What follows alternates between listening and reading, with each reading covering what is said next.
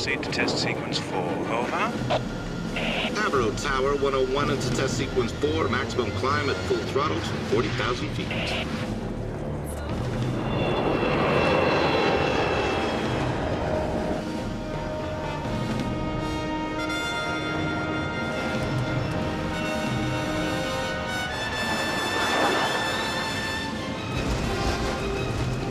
Record vibrations in airframe.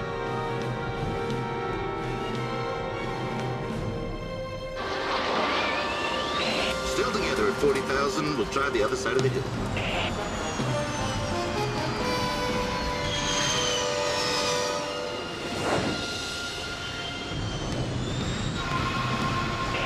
Mach 0.5.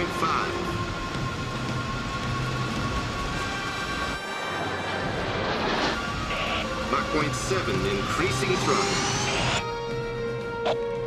101, this is AVRO Tower. Please be advised Mach 0.85 is maximum speed on this prototype. Reduce throttle, please. 101. Over. Mach 0.83. He's trying to go supersonic. 101, this is AVRO Tower. Reduce throttle immediately. Over. Mach 0.89. Flight Lieutenant, cut throttle and pull out now. Mach 0.95. Mr. Woodman, do you read? This is AVRO Tower. Reduce throttle. And terminate dive now. I read you. Okay, reducing throttle. Mach 0.97.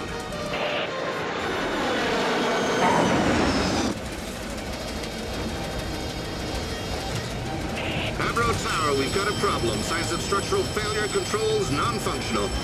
Initiating emergency procedures. Preparing to exit aircraft. 101, keep us advised. Number 1, I advise your canopy bolts have failed to fire. 101, do you read? 101, can you respond? Over.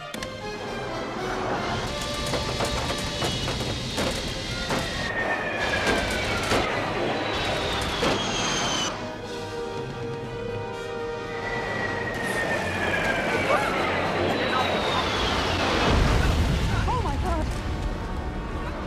Come on, let's go! Let's go!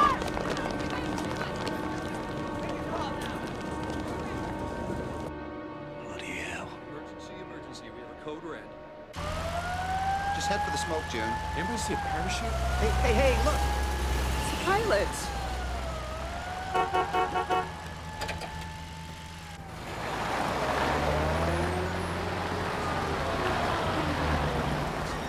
You're lucky to be alive as far as I'm concerned. Now, good luck. Thank You have a statement, Flight Lieutenant? Was it a mechanical or human error? Any comments, any information at all? Flight Lieutenant Woodman, what the hell do you think you were doing up there? Just trying to survive a flight in that plane of yours. That plane was designed to go Mach 0.85. It's right in your pilot's manual. You can read, can't you? In close combat, there isn't a lot of time for checking the airspeed. You weren't in combat, Mr. Woodman. You were testing a Mark IV AVRO prototype that meets all the operational requirements that the Royal Canadian Air Force asked for. Well, we should have asked for more. Kate, what'll this mean for the program? Any comment? Nothing they'd let you print, June. AVRO's new weapon of destruction.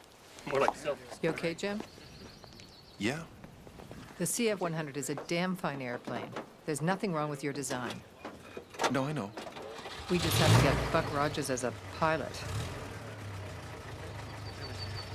Still, when all's said and done, it's not the most exciting plane in the world, is it?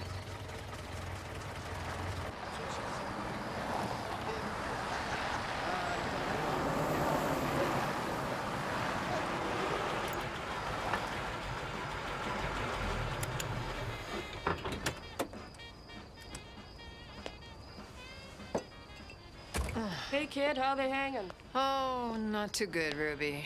Heard the news. Prototype dug a trench, eh? Yeah. The bad news is the pilot got out alive. You'll straighten it out, Kate. Yeah. The CF-100's not such a bad old crate. Thanks, Jill. You remember in 42 the nightmare we had putting together that first-length bomber? That thing was so big, we never thought we'd build anything that huge. Yeah. Old Sir Roy Dobson brought in that team of British engineers to inspect the first one. We all hoped they'd get their asses torpedoed on the crossing. Remember that? He went over every inch of that thing. He was poking his cane into one thing after another. We were all quaking in our boots. I mean, he was the designer after all. And finally, he finishes the inspection, and he looks at his engineers and he says, "About our Lancaster. Now that, gentlemen, is the way to build a bloody aircraft." Sure could use another day like that. Night. Night.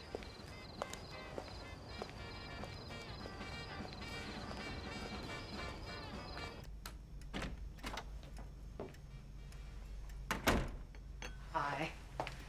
I'm sorry I'm late. I got all caught up doing a crash report. The boys are asleep. The phone's been ringing all night. It woke the baby twice. Well, I'll look in on them. Thank you very much, Mrs. Good night, Mrs. O'Hara.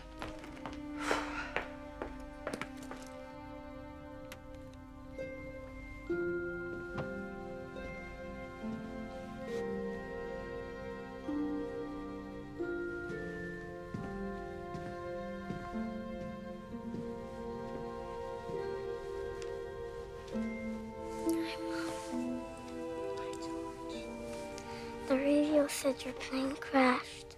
Oh, yeah. I had a bad day today. Know what? What? Both Duke and I came right onto his hand. There was blood and everything. Oh, no. Hey, George, you know what we're gonna do? When I get the 100 back into production, maybe we'll take a nice long vacation together, okay? We'll go to Miami Beach, all of us. Daddy, too? No, honey, not Daddy, too. Sorry about your bad day.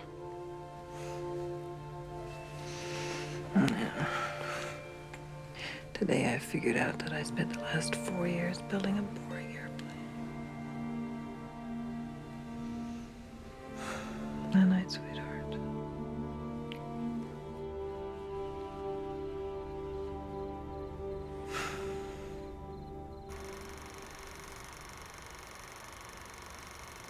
We're preparing this film for Cabinet. This is a Tupolev Bear from the Ticino Air Show. Built for bombing runs across the Pacific. Yes, sir, but we can handle that. Yes. But this is something you haven't seen. The Ilyushin IL-22 bomber. A whole new generation of Soviet jet bombers about to be constructed with speed and altitude and range far beyond what we imagined. And they're going to build thousands of them. And they won't be coming across the Pacific. These bombers will be able to fly over the polar ice cap right in our back door and drop a nuclear payload on any North American city they choose. We're going to have to defend nearly 2 million square miles of Arctic. We need a new interceptor. Correct. Here are the operational requirements the committee has compiled. We need to find a company to design and build her. I want you to go to Boeing, North American, Hawker Siddeley. 5-to-1 weight to thrust ratio? 2G turn at Mach 1.5 at 50,000 feet with 0 loss of speed or altitude. The thrust of a rocket, a weapons bay bigger than a B-29, and the handling of a 2-seater Cessna, and they think this is possible? It's what we need. So this is going to be one hell of an aircraft.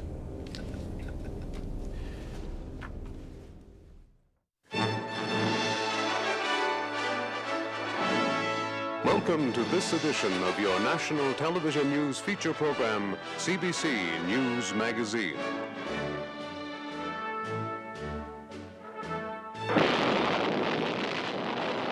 In tonight's story, we look at the American Civil Defense Program and its response to the threat of a Soviet nuclear attack.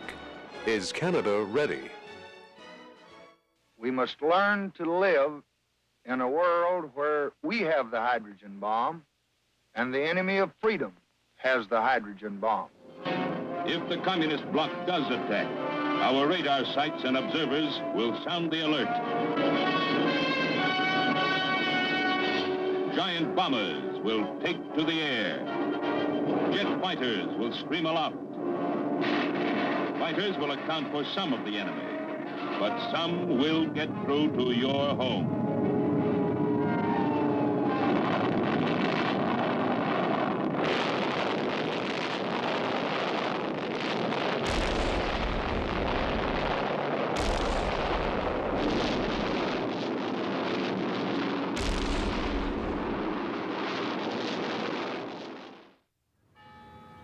What are we going to do about AVRO, CD? Production shut down again on the CF-100. I've done it already. I fired AVRO's president today. You fired him? I can devote all his time to his golf game. I have big plans for AVRO, big changes. You'll see the CF-100 program sorted out. They'll be in full production again in no time. Well, I'm relieved to hear it. But I have a favor to ask. What's that?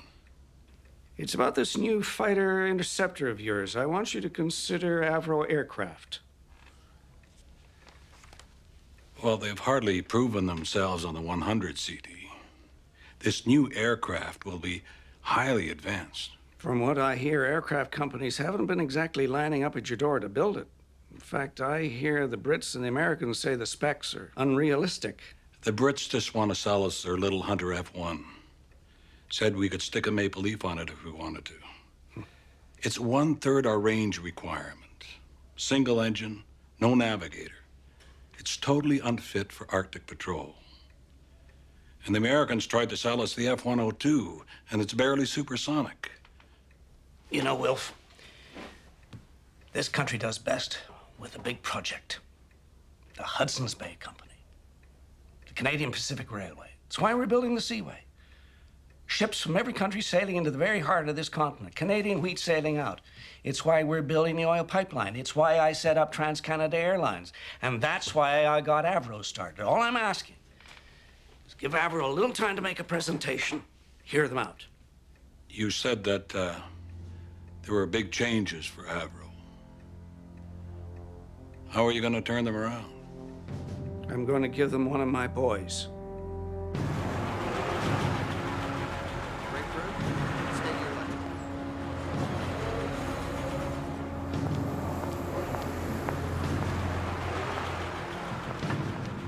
Chief Engineer Floyd, excellent organizational man with a devoted team.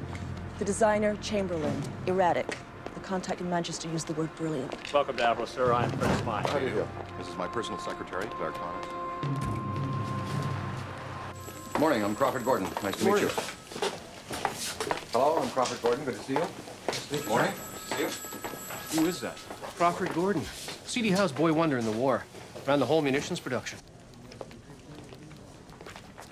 Good morning, gentlemen. Madam, I'm Crawford Gordon. Please sit down. Mr. Gordon, I've assigned Chief Engineer Floyd here to make a report on the crash. James?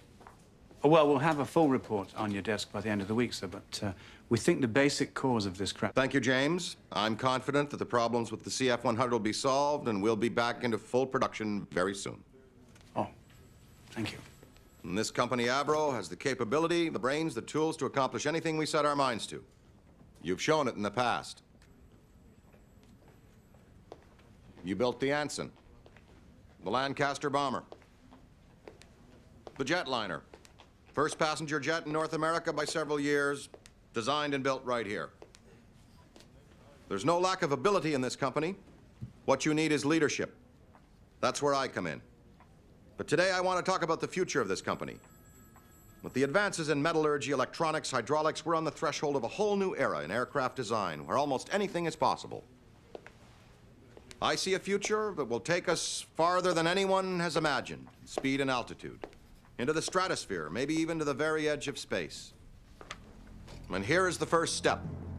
These are the operational requirements for a new aircraft which has been secretly tendered by the Royal Canadian Air Force.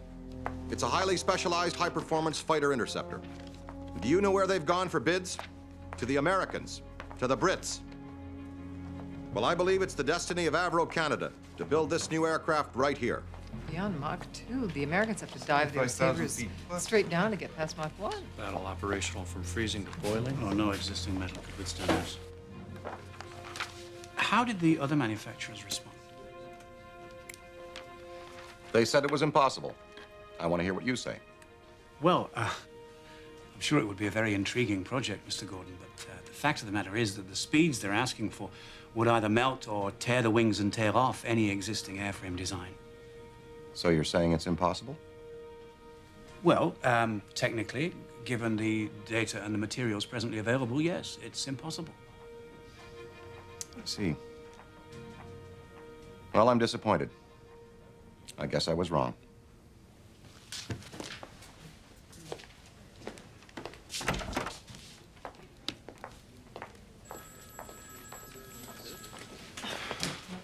would he walk in like that with those crazy specs? I mean, we're a good team. We're ready to take on another project, but why not give us a plane we can build, not some crazy...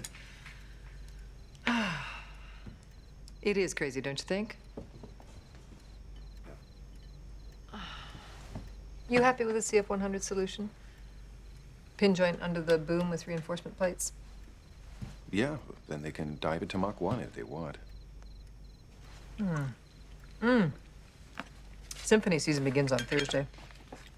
I was thinking I might take the kids, give them a shot of culture. You want to come? You know what this is? Yeah, it's a water chestnut. No, it's the perfect spacecraft. Of course, everything in space is the perfect spacecraft. But just imagine, zero drag. You're thinking about that new aircraft. In space, the potential velocity is almost limitless. Almost limitless. But that's space. We're dealing with heavy atmosphere. We penetrate air, we create drag and turbulence, reduced velocity, back to square one. Okay. Conventional aircraft have the noses. No problem there. Good penetration, no problem. But the problem lies is at the back. We have chaotic displacement of air by the tail, the rudder, the trailing edges, and so on. It's the drag. It's the drag. The drag is our enemy, and it multiplies at supersonic. Drag limits velocity. And so what do we do?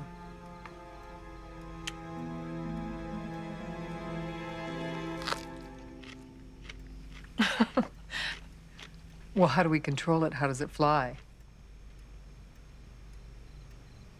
I don't know.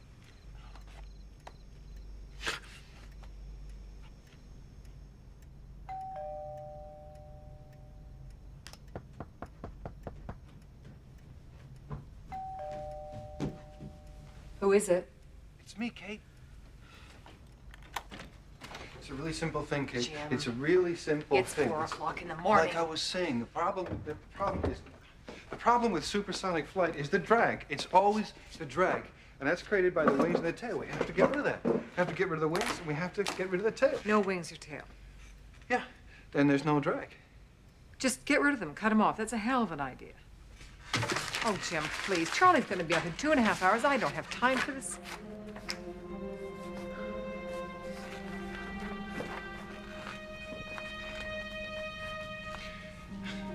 Told you it was simple.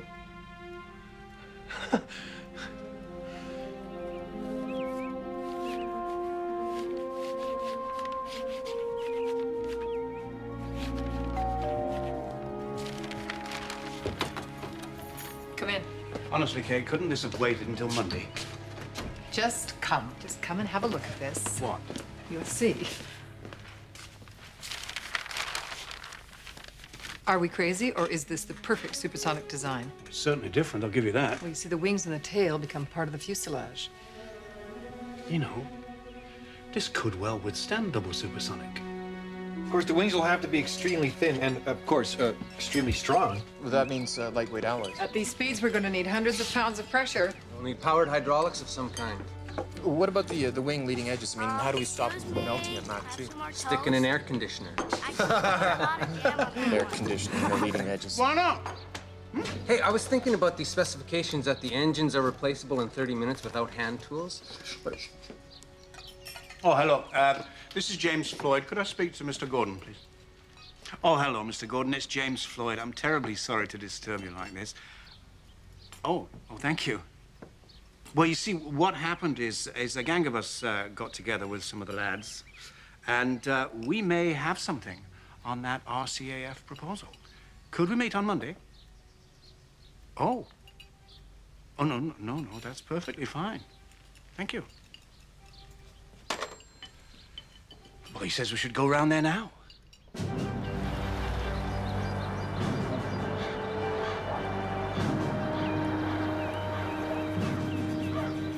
This way, please. Darling, your guests are here.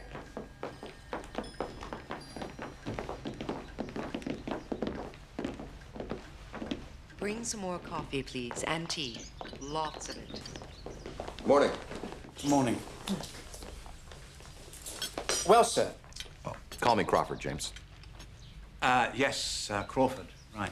Well, Young Jim Chamberlain, our aerodynamicist, he's come up with the basic idea for a triangular-shaped airframe, which we think will do the trick. And that'll fly, will it? Yes. How fast? Mach 2? Maybe more. And the engine? Oh, Rolls-Royce. Nothing but the best. They'll have the power that we need. We'll start with test models of the airframe. But you should be aware, Crawford, that this is going to be big. Don't worry about that. No, I mean huge. I mean, there are thousands of parts and systems, mechanical, hydraulic, electronic, electrical, they don't even exist. I mean, this is going to make the CF-100 program look like a Meccano kit. Good. You build this thing, James. I'll get the funding. Jim? Yes, sir? Call me Crawford. Tell me a little bit more about this new airframe design. We'll need to forge our own alloys. We need a new CN machine about 3 times the size. For a computer from IBM, that would be like having 3,000 more engineers. I was thinking about the engines, replaceable in 30 minutes. We suspend them from rails. One comes off, the other just slides on. Rails, that's a damn good idea. Sort of. He's quite a lad, isn't he? Our new president. Yeah, definitely, sir. Yeah.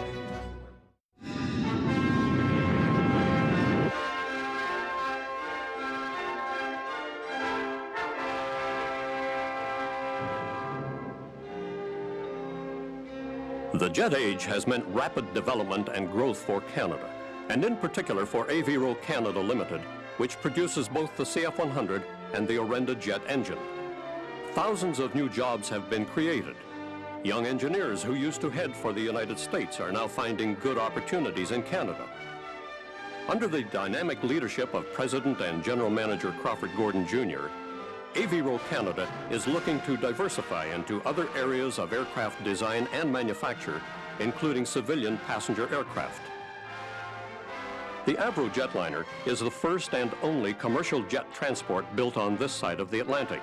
Successful in every way, it first flew in 1950, just 2 weeks after the British Comet.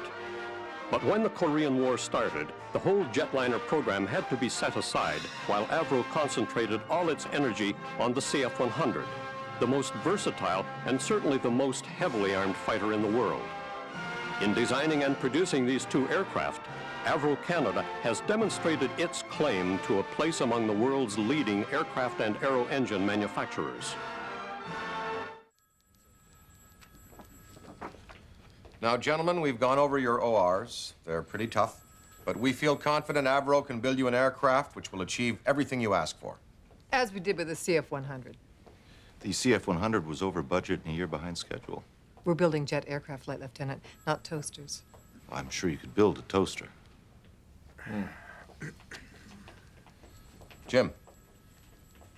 Yeah, well, we needed a totally new design for twice supersonic speed, so what it is, it's basically a wedge or a triangle. We got rid of the wings and the tail. No wings or tail? No. Not as we know them, no. Could you perhaps sketch us a simple version of this? Well, it's like a triangle or a wedge. What engines would power? Rolls-Royce RB-106. They should be production ready for next year. And flight control? We're looking into navigation by computer.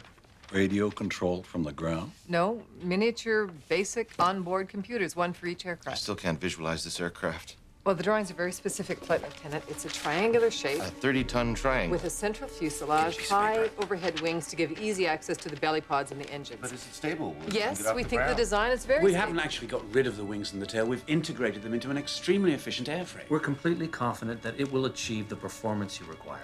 Look, it's like this.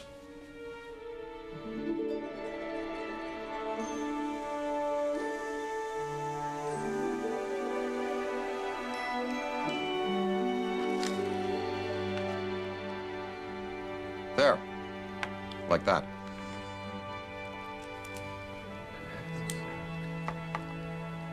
Would somebody get that, please? It's classified. Do you think we might have a more formal proposal?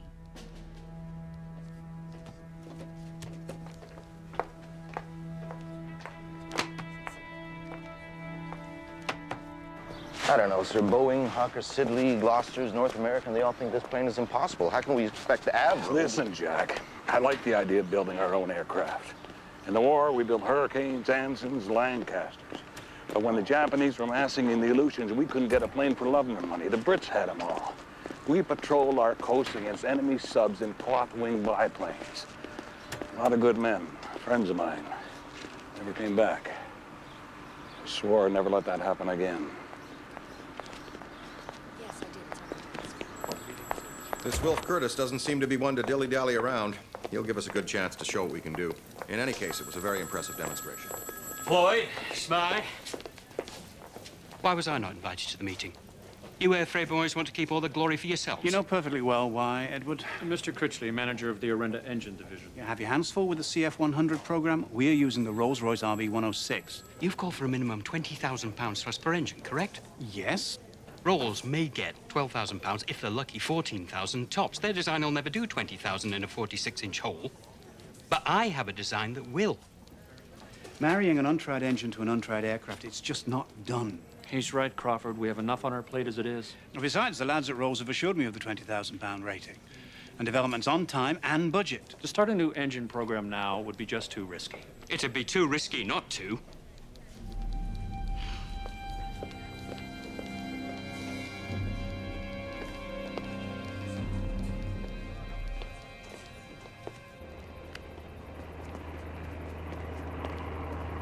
How was your flight, CD? Adequate.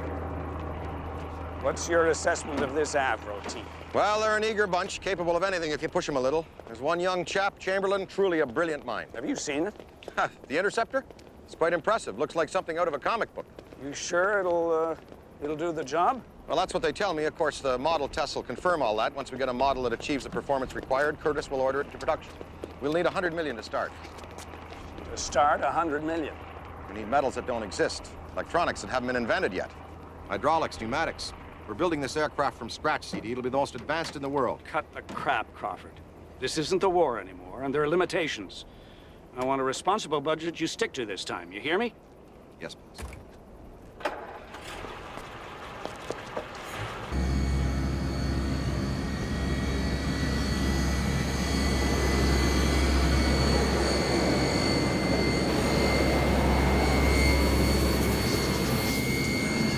There it goes again. Mach 1.28, it loses its stability. All right, let's go over it all again. Supersonic air is compressed. Compressed air is unstable. Unstable air over flat surfaces and straight lines hitting the wing roots causes a shockwave effect and extreme turbulence. So, what we have to do is to find a way to guide the air over the fuselage away from the wing roots so as to reduce the shockwave effect. How do we modify? Where do we begin? Wait.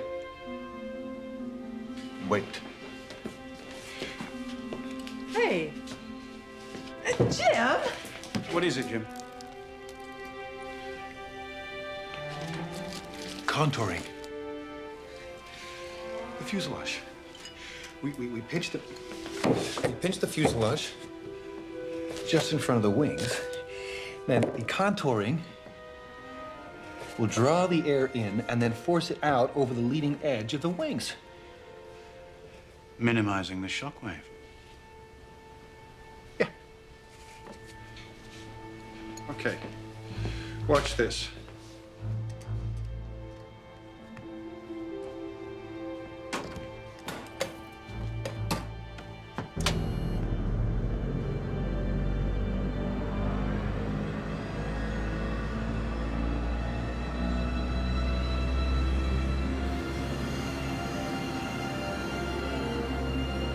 Delicious, refreshing, and aerodynamic.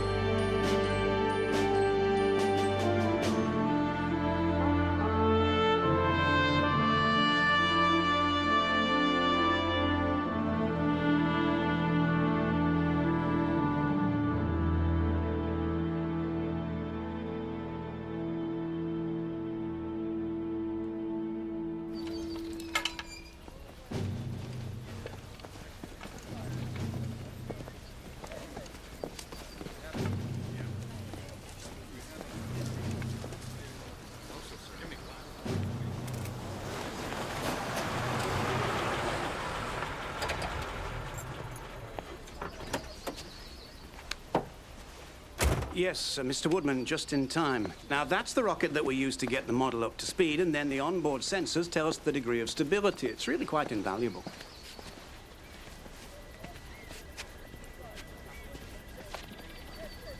All set to go? Yes, sir. Countdown commencing. 5, 4, 3, 2, 1. Ignition. Mach 1.5, 0.9. Wing temperature 190 degrees. 1.2. 1.4 and stable.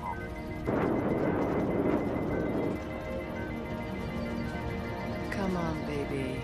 Mach 1.6. Come on, baby.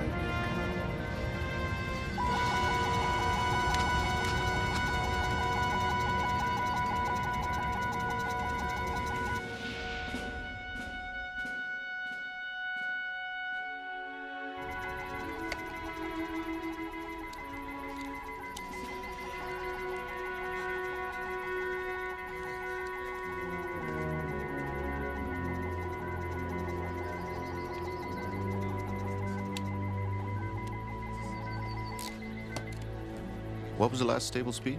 Mach 1.6, sir.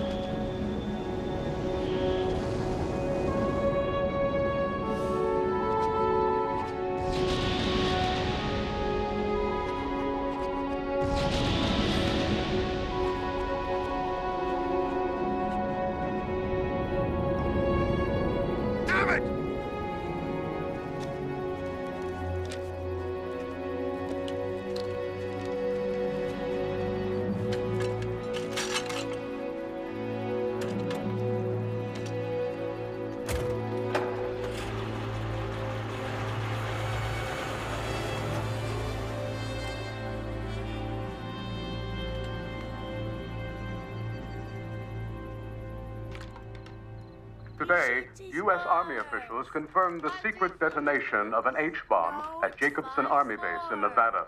The mushroom-shaped cloud was visible by viewers as far as Madison, 20 miles away. Sources refute claims made by the Soviet Union that they are developing an H-bomb with twice the power. Kids, it's time for bed. In national news, the Progressive Conservative Party of Canada has elected a new leader, John George Diefenbaker. The small-town prairie lawyer has assumed the leadership of the official opposition. Mr. Diefenbaker has pledged to fight for benefits for farmers, fishermen, and the elderly, and to fight against the spending policies of the Saint Laurent government, particularly those of the man dubbed Minister of Everything, Mr. C.D. Howe. That prairie fool, he knows as much about running a country as a dog knows about his father. He stands up in the House, demands that I explain every detail, justify every expenditure, every program. Every bill we bring forth is sent into a debate. I think everybody knows he's a buffoon, CD. Nevertheless, I must defend programs and expenditures. I've put $100 million defense dollars aside for the production of this plane. But I have many hands out, and I can't hold on to it much longer. I put you in charge of AVRO because you get results. I hope I wasn't wrong. You're never wrong, CD. We're making great progress here. We'll solve our problems. I don't want promises, Crawford. I want results. And I want them by the end of the month. Of course, boss. All right. What do we got? Okay, we know that everything's fine up through Mach 1. We're just wasting our time here.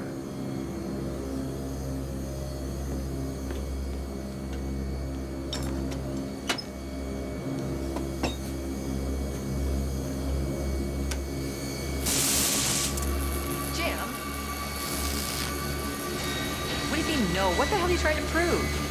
Damn, it's still not enough. What are you doing? We've got to get speed. Well, you won't get it like that. It's not built to take 220, you know that. You'll blow the whole thing up. It doesn't matter.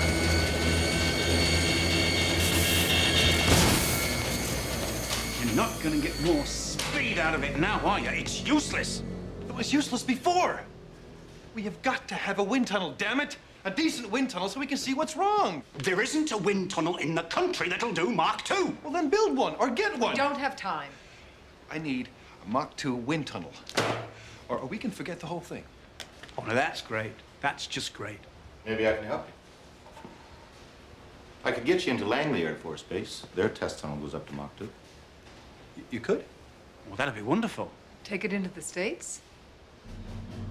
How soon could we go? Get on the phone.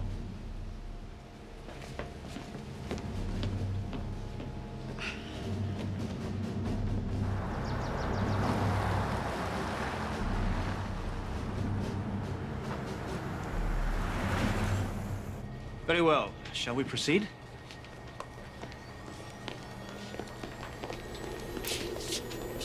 Now, increase the velocity until I say, please. Mach 1.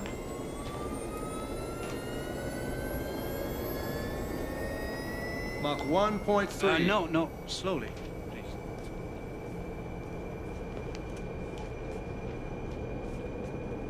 Mach 1.4.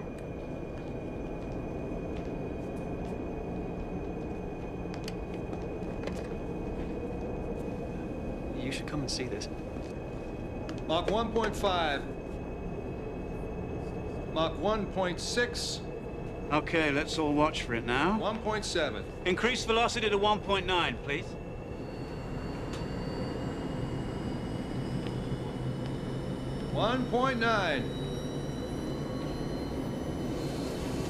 That is. The air is not going over and under the wing. It's traveling down the leading edge. There's no lift. The plane stops flying. Can you cut it to 1.8? 1.8. What's going on in here, Emmett? Got the 100C model booked in here in 5 minutes. At ease. Who are these people? AVRO Canada, sir. Major White okayed it. Flight Lieutenant Jack Woodman, Colonel.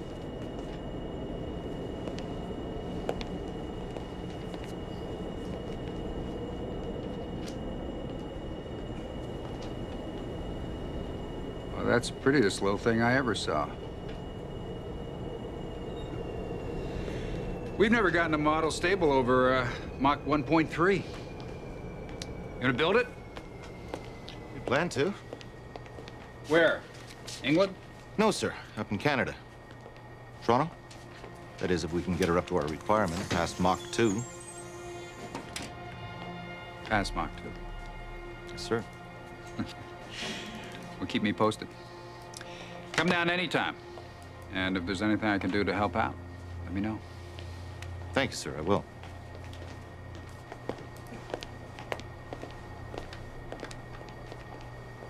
So somehow we have to stop the air from going down the leading edge and force it up over the wing surface. That's easier said than done, isn't it?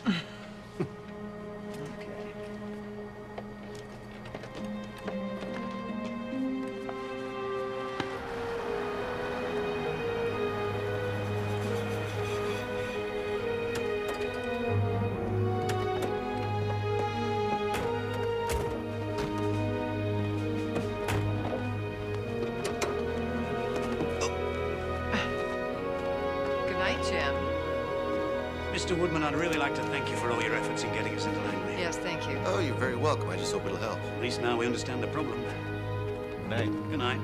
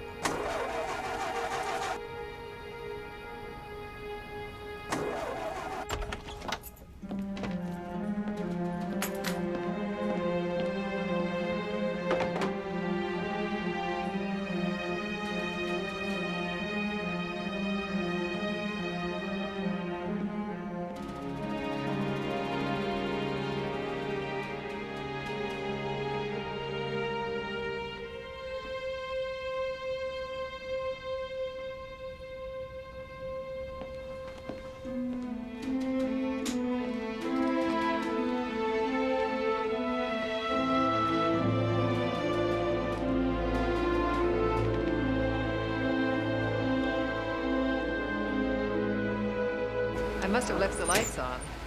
I don't know why I don't carry those things.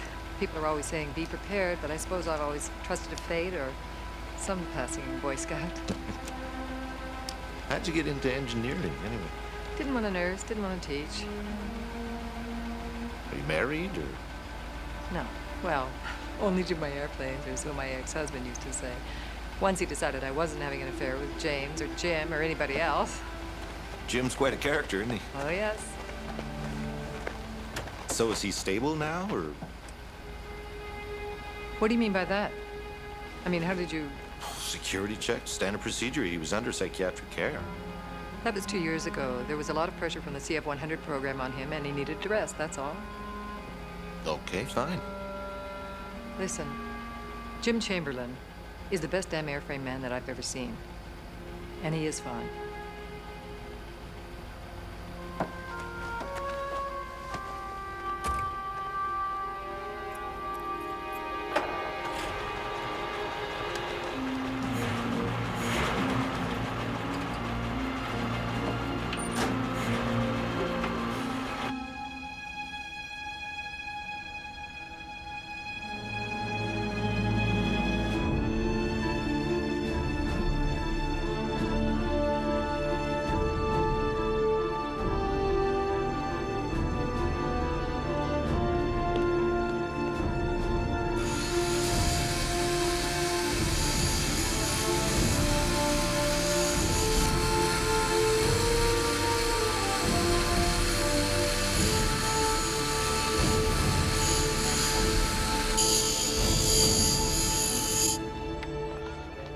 Okay, so Paul has a dentist appointment at 2 o'clock this afternoon, and it's pot roast tonight, but don't wait for me because I'm gonna be really late. Okay, I have a big meeting. Hey, Kate. Hi, Joe. Today we finished CF-100 number 300. So when do we start tooling up for the new Interceptor? You'll be the first to know, Joe. Mom? Hey, George. Mom? Can I come to swimming today? Oh, no, it's your big meet today, isn't it? I can't. I've got a great big meeting. I can't be there, but you're gonna swim your best, okay? Be a good boy today, okay? Bye.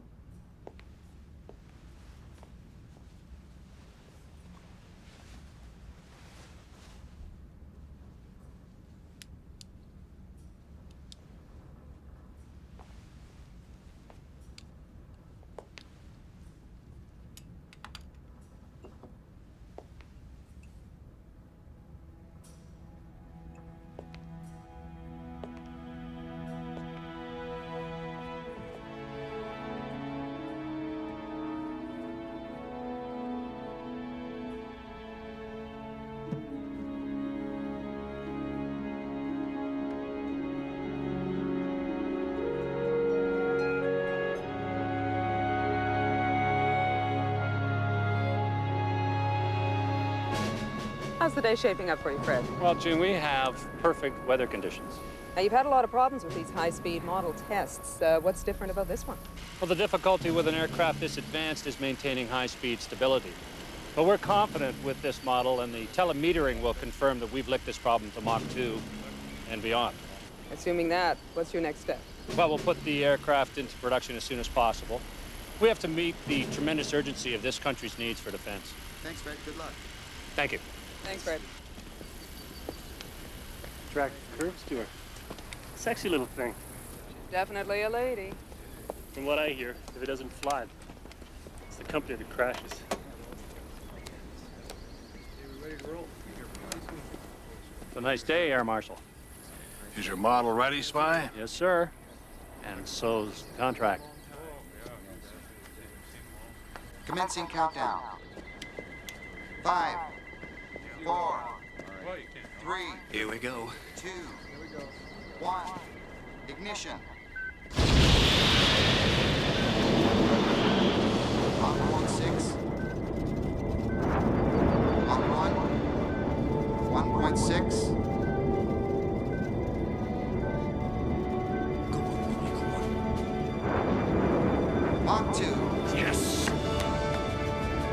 2.3. Maximum rocket velocity. Come on. Craft is stable.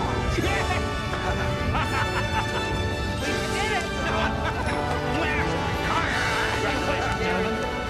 You have an aircraft. Well done. Congratulations. Well done. Well, got a plane to build. Yes, we do. Congratulations.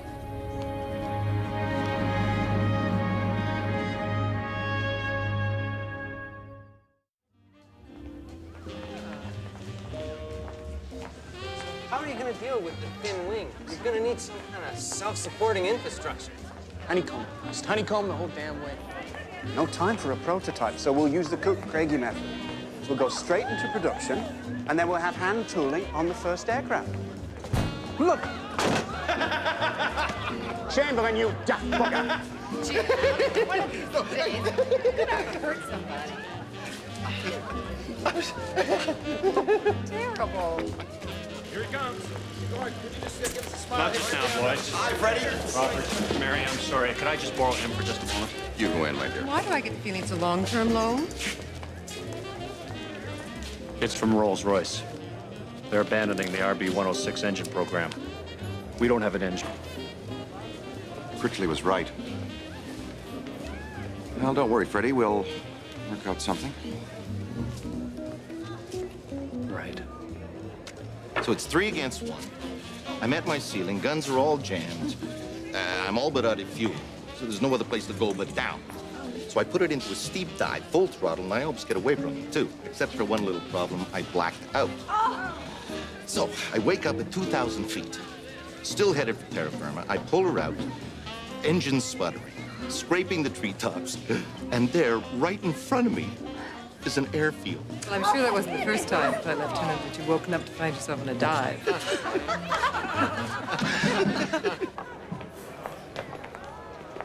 My friends, we did it. We are about to build this new aircraft, designated the CF-105. We will call it the AVRO Arrow.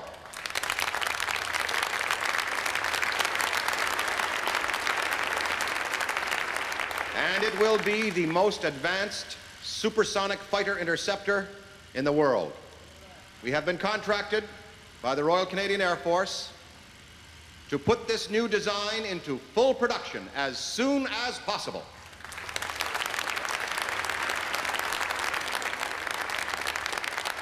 The Arrow will eventually service 20 squadrons across Canada, numbering 700 aircraft.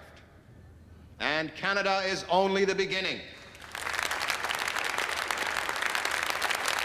And just today, we have decided to take another big step. We will go beyond the airframe. For today, we have decided to design and build a new engine to power her. An all-Canadian supersonic jet fighter interceptor, airframe and engine.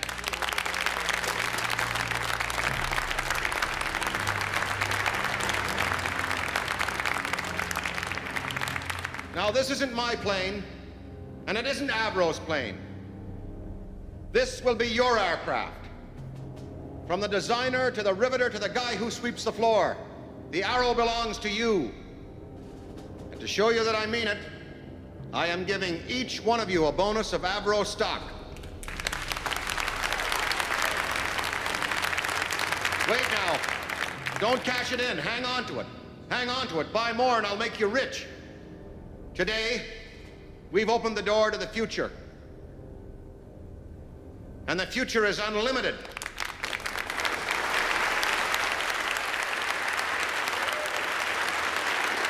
Thank you.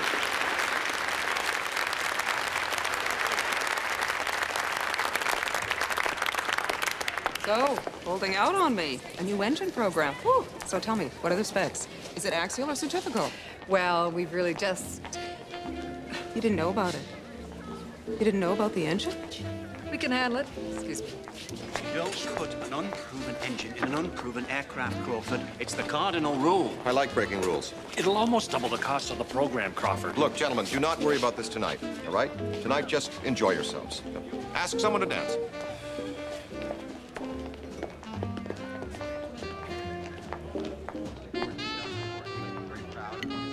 He's such a good speaker.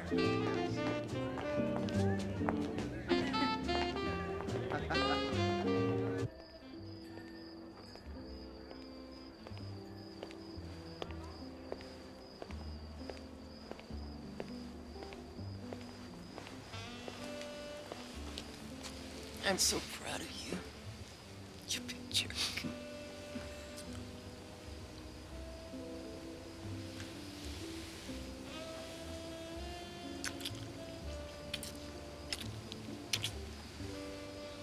I have something for you.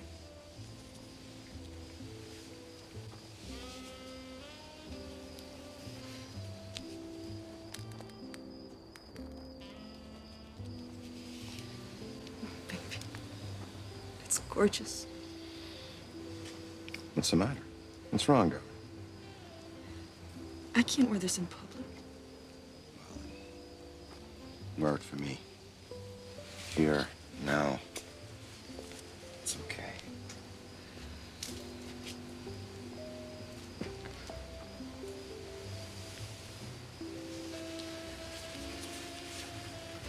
Can't stand being this close to you all day. Alone all night. I know. Crawford?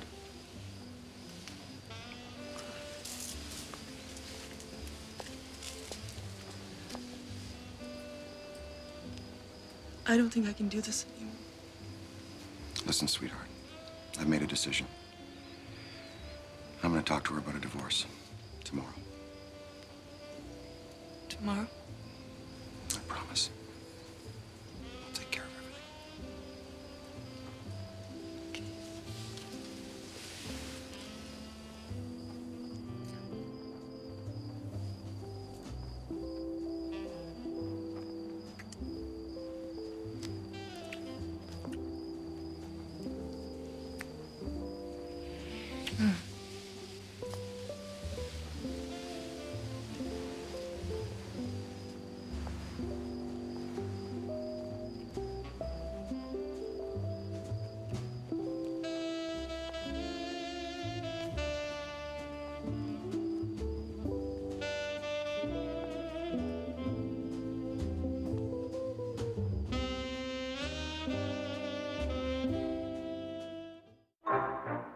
CBC Television News.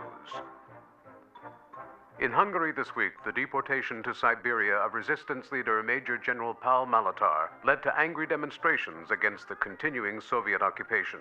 Since the bloody invasion on November 4th, 100,000 Hungarians have fled the country.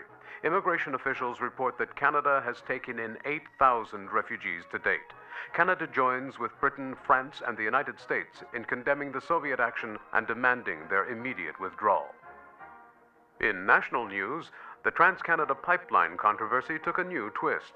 Today, in the House of Commons, after 4 days of heated debate, Minister C.D. Howe invoked closure on discussion of the subject. The government bill to continue funding the pipeline will be put to a vote tomorrow and is expected to pass. Opposition leader Diefenbaker accused Minister Howe of taking democracy hostage and promised to make this a major issue in the upcoming election.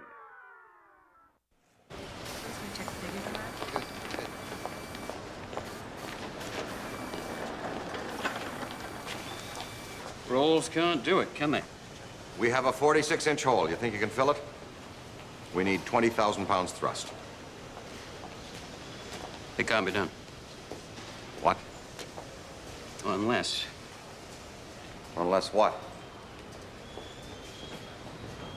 Unless you try something radical. Only 2 spools. Get rid of the center bearings. No center bearings? It's never been tried before. We'd use only outer bearings. Simplify the engine, reduce weight, increase airflow and thrust. 20,000 pounds? More. How soon can it be finished? It'll be ready when it's ready. You should have come to me in the beginning. Now you've wasted all this time. Without me, you airframe boys have got nothing but an oversized paperweight. Then get started. Another 100 million? It'll be the most powerful engine in the world, CD. Every country will want it for their aircraft, military and civilian. You'll get your money back 10 times over.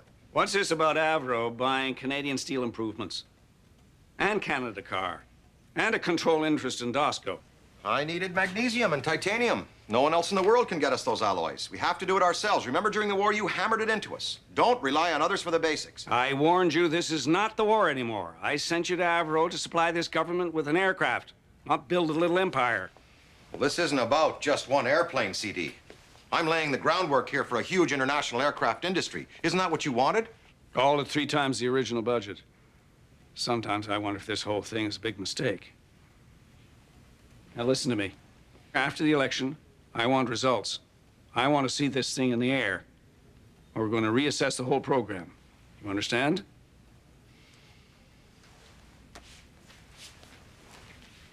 Can I have the engine? All right.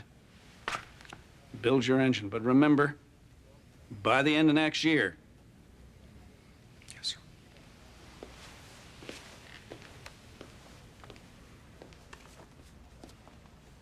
There's one other thing, Crawford. How's Mary? Mary? She's well. Good, good. It's a fine woman. Did business with her father, you know. It's a good family. Crawford, we're given the gift of privilege. With it comes moral responsibility. Set an example. It's a good marriage, keep it. Put your mind on business. Frankly, CD, I don't see where this is any of your concern. It's a weakness, Crawford. You can't afford it.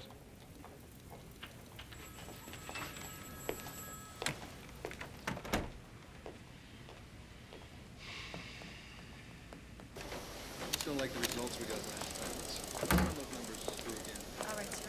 I'll try. Let's just go through the sequence this time, okay?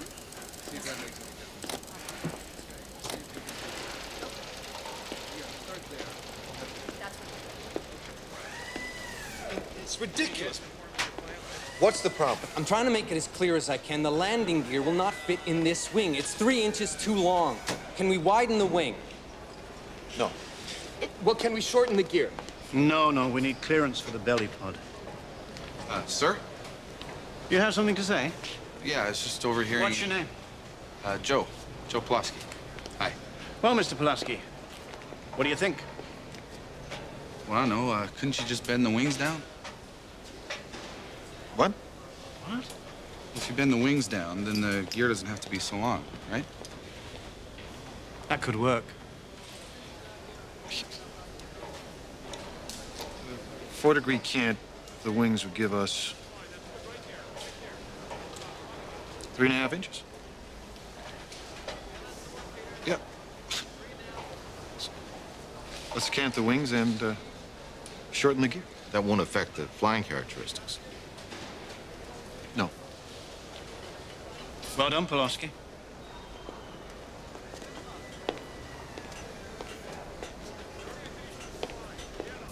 $10 degrees to starboard, sir.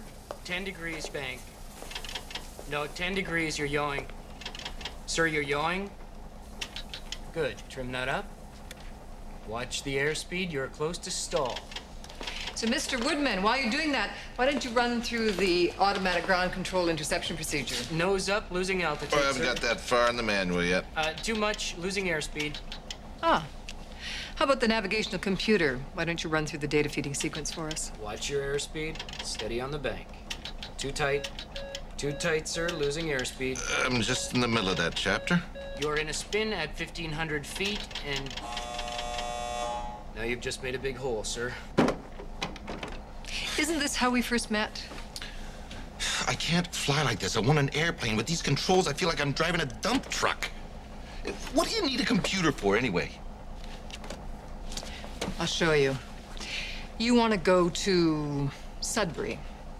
You switch to auto, feed in the coordinates, set the throttle and Mach number. You're in Sudbury in 9 minutes. And when you get there, you better know where you're going next, because while you're making up your mind, you're going to be out over the Arctic Ocean.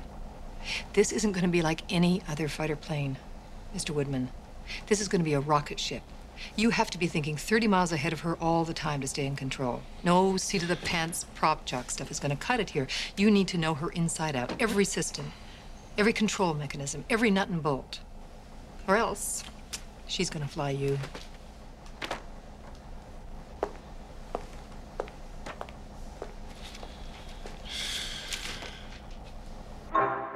Prime Minister Saint Laurent told reporters today he is confident of another win at the polls based on his government's record of accomplishments. Another outstanding achievement of the 22nd Parliament was to get started the building of the natural gas pipeline which runs eastward from Alberta. This tremendous venture, of such significance to so many millions of Canadians, was only made possible by patience, persistence, and finally successful government action.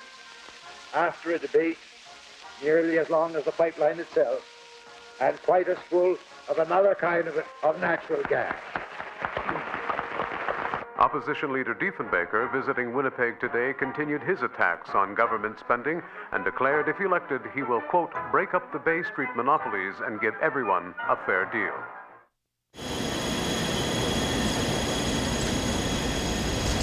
You see, £14,000 at 55% throttle. I told you, when we fine-tune the blades, it'll be the most powerful jet engine in the world. It'll put out enough thrust to drive the Queen Mary. We want to use the Indian theme.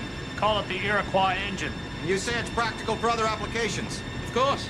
We'll power almost any aircraft, bombers, passenger craft, even trains.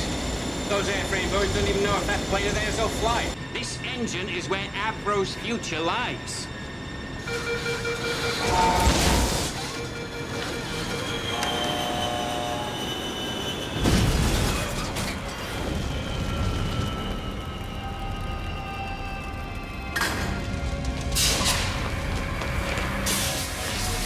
Well, that's one hell of a future there, Critchley.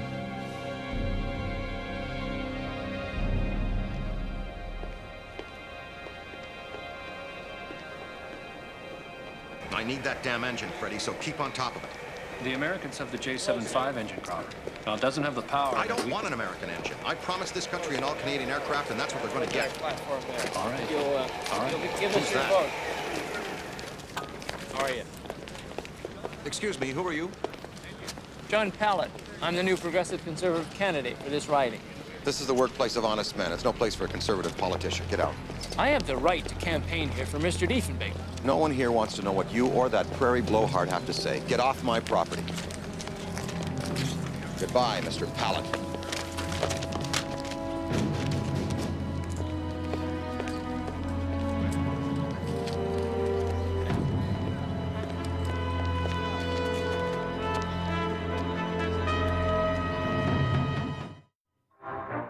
Canadians go to the ballot box tomorrow to elect their government.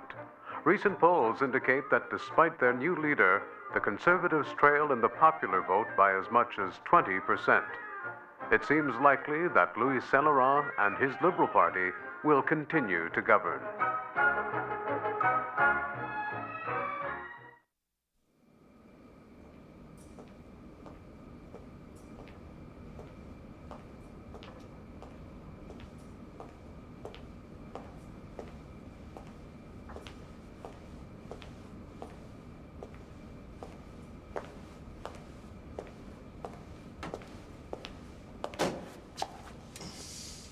Hi. Hi. What are you doing here? I was just an old seat-of-the-pants prop jock doing a little homework. What are you doing here so early? I like to come here sometimes early in the morning, just before the shift starts, and, well, just look at her. It's wonderful when beauty and technology can come together. Yeah. What do you think of my navigation system? Well, it's not bad. I do have one big problem, though.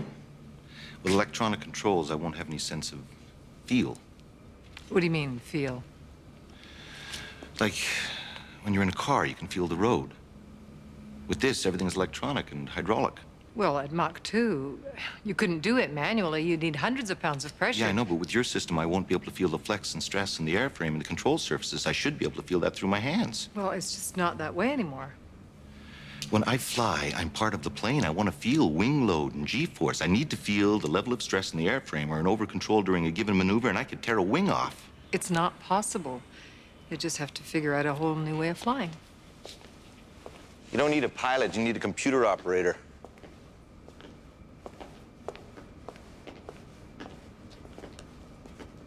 Feel? What does he want to feel for? He says he wants to feel the forces on the plane. My hand like a... Honey, what I was saying was, I'm not just a working stiff No, anymore. G-forces, I'm wing a load. shareholder in the company now. I think that makes sense. No, it's completely unnecessary. Spades. We've got all my bonuses in the stock. I'm working for myself now. May as well throw in our savings in there, too. You know, I suppose you could recreate this sense of feel with dampers and weights. Bonuses are one thing, but not our savings. Stock hook market 'em is up to for some big electronic shots. There's sensors? no telling what could happen. Don't worry. This Gordon You could guy's get got some the sense of Midas the wing touch. load. No, It's a total waste of time. hey, another year, I'll buy you a new house. I might even buy you a new car if you treat me right. Just play your card, Mr. Rockefeller.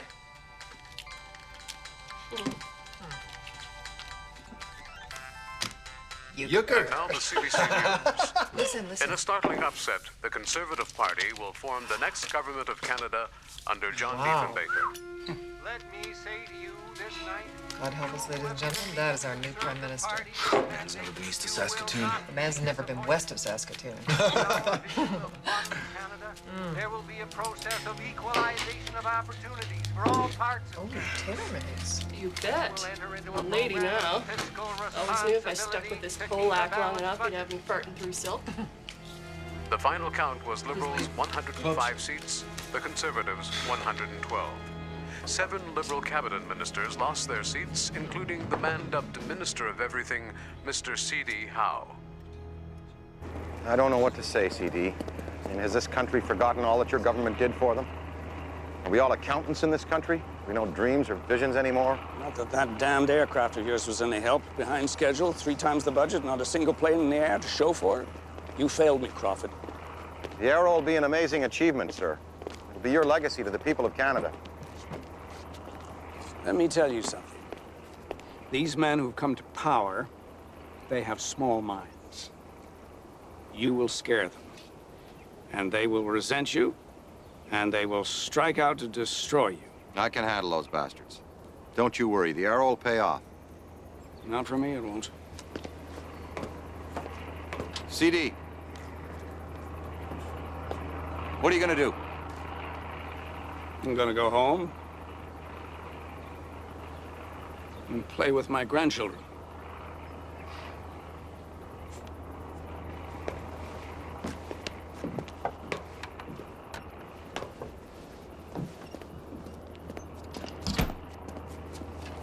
All clear.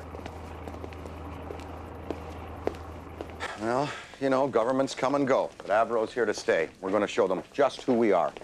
We've got to go after these international markets. Now, the Belgians bought a couple of squadrons of 100s. We'll give them a deal on the Arrow. Who's that American colonel? Colonel Fairchild Wizard. Right, Fairchild. Invite him up here for a visit. We've got to find a buyer for this engine. Try the French and the Italians. We should meet with the new government, see which way the wind blows. Well, I'll tell you how to find that out. Ask them for more money.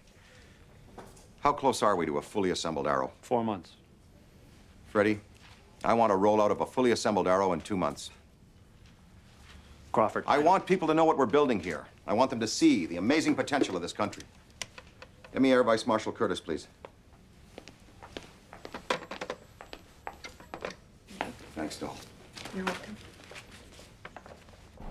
Turn starboard, 30 degrees of bank. Turn port, 40 degrees of bank. 30-degree climb. Good. I'll have a little surprise for you. Turn starboard, 30 degrees of bank at Mach 0.75. Turn port 40 degrees and increase throttle. Do you feel? Yes. I feel the wing load. That's good, real good.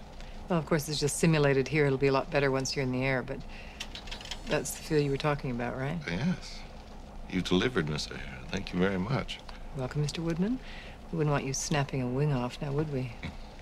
Come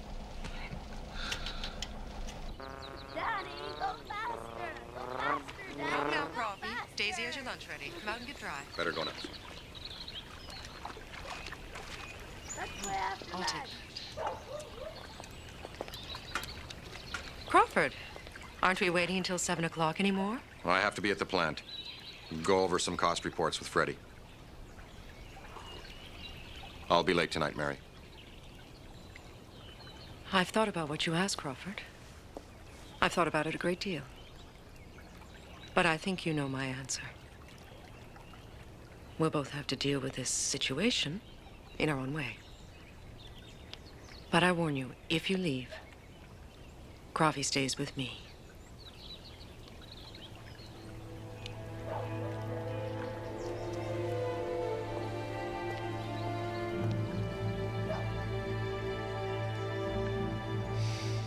A program of structural and systems tests was begun at an early stage and carried out with one primary aim in mind. The first aircraft was not to be a handmade prototype.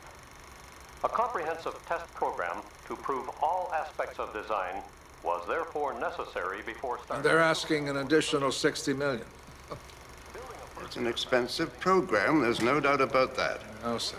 But it's quite a feat of technology, if it lives up to expectations. Prime Minister, we were elected on our promises of social programs. Raise the old age pension, new unemployment insurance plan. And we still have other hard choices to make. The Arrow is an example of everything we've campaigned against. The government funding huge liberal programs at runaway costs. The newspapers are saying we're already wasting more money than the liberals. Don't forget the Soviet threat. The Russians can fly over us unopposed and drop nuclear bombs on our cities. We have to defend ourselves. The main problem with AVRO is Crawford Gordon. He's got them building a new engine and a new airframe at the same time. It's a little like wearing two left shoes. Maybe distinctive, but it's not too bright. There were occasional delays, and sometimes adjustments had to be made to keep the whole project rolling smoothly. Let's give them 45 million. But I want to see all the information on the AVRO program from the very beginning. And John? Yes, sir. That's your constituency. Ask some questions. I want you to see what you can find out about their operations. Yes, Prime Minister. The AVRO Arrow will mark a new chapter in the history of the Canadian Pretty thing, isn't it? industry and make a new contribution to Western defense.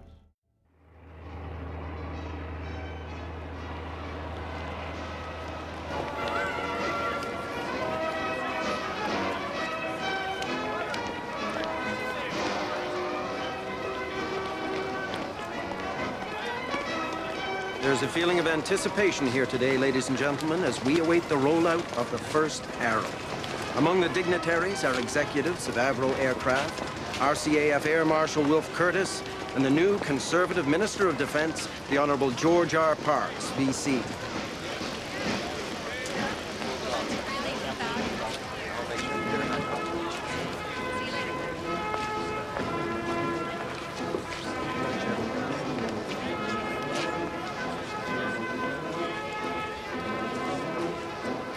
Almost 50 years ago, the great Canadian pioneer, John McCurdy, who is with us on the platform today, flew the Silver Dart, the first aircraft to fly in Canada.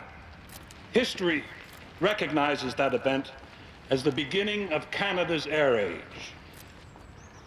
I am sure that the historian of tomorrow will regard this event today as being equally significant.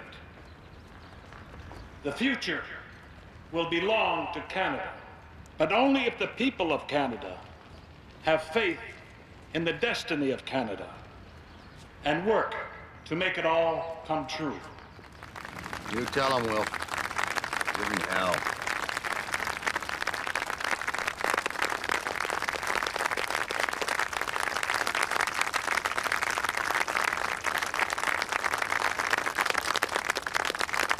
I should like once again, in my capacity as Defense Minister, to commend the efforts of those who have contributed thus far to the development and production of this airplane.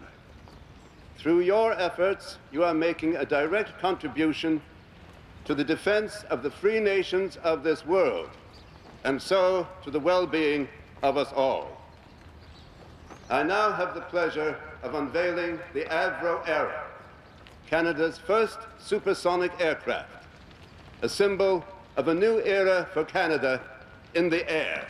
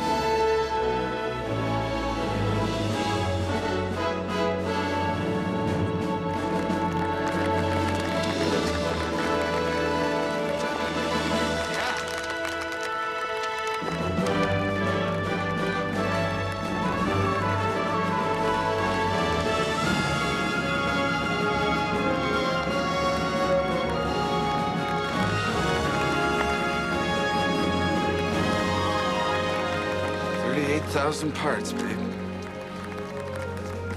We did it.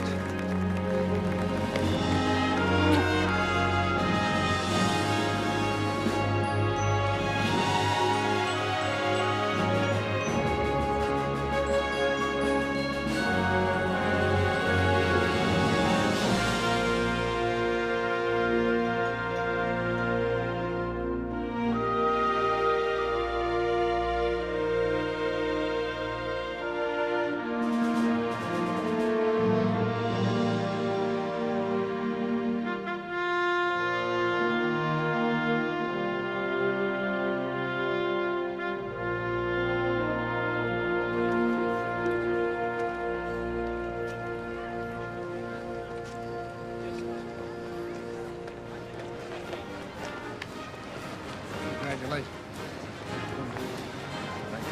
Great job.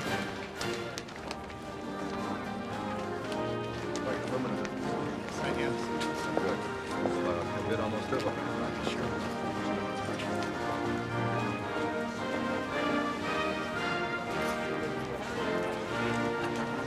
George, what do you think of my airplane? I think it's nifty. Me too.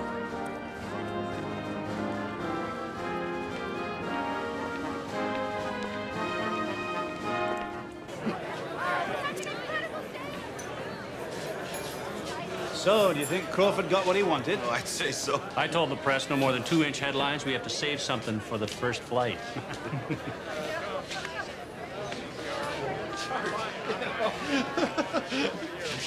Thank you, Yannick. Oh, great, thank you. It went well today. Oh, very well. Nothing can stop us now. Well, the engine is still on the test bed. The plane is a long way from first flight. C.D. Howe is not up in Ottawa writing checks anymore, and the Globe says we are heading for a recession. This is supposed to be a party, going right on somebody else's parade. Hey, look. Look at this. 15,000 miles per hour beyond Earth's atmosphere, varying somewhat at different points in the orbit. What? Yes, it has been confirmed. Today, the Soviets have successfully launched Sputnik into orbit around the Earth. The satellite is able to circle the planet in less than 1 hour. It's currently being tracked by radar stations around the world from Alaska to Australia. The West has lost the race for space. The age of missiles has begun. We have in our studio Professor Harlan Sedgefield, military historian. Tell me, Professor, does this event mean the beginning of push-button warfare? If missiles can be used to launch a satellite into space, then this will require the total rethinking of the defense of North America. It's conceivable that such missiles can now be used to strike targets here in North America with atomic bombs. But what are we looking for? Oh, it's a little dot of light. The sun will still be reflecting off it, so it'll look like a little star, like a little moving star. There it is. Where? There. About 45 degrees off the cup of the Big Dipper. See it? Oh, Yeah. wow. It's really moving. Yeah, 17,900 miles an hour. That's almost limitless velocity. It's wonderful. It'll be over China in half an hour. They put weapons in these things? Weapons? Jim, these guys are the enemy. Try to remember that. Mr. Gordon, can you see it?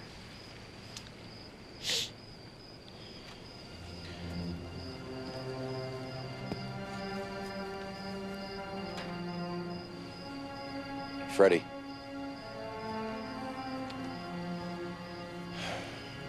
Buy some of those damn American engines for the first 5 Arrows, and let's get them in the air. All right, Crawford.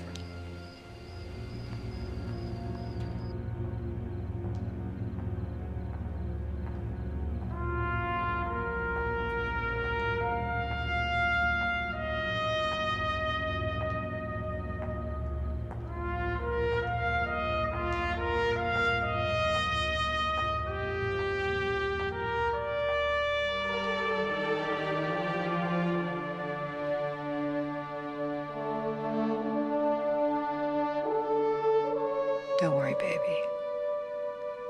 You're gonna be just fine.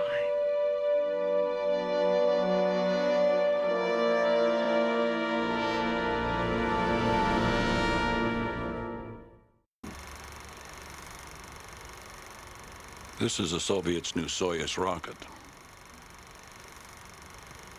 Well, what does this new threat mean to us? The Americans want us to buy their Beaumark missiles. Should we stay with manned fighter interceptor aircraft or buy those missiles? Or do both? We're still assessing the threat of missile attacks, but we do know that the Russians are building more bombers than ever. And the Americans tell us that their missiles can defend against Soviet missiles or bombers, and at half the cost. The Navy needs a dozen new anti-submarine frigates. The Army needs 200 new American tanks. With respect, sir, we can't trust the defense of North America to missiles. The Beaumarks are still in development. They're completely unproven. So is your airplane.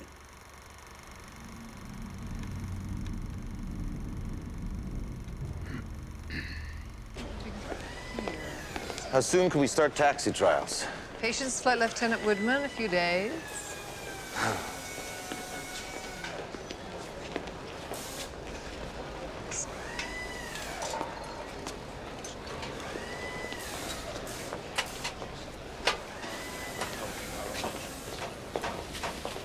Jan, I'd like you to meet Flight Lieutenant Jack Woodman.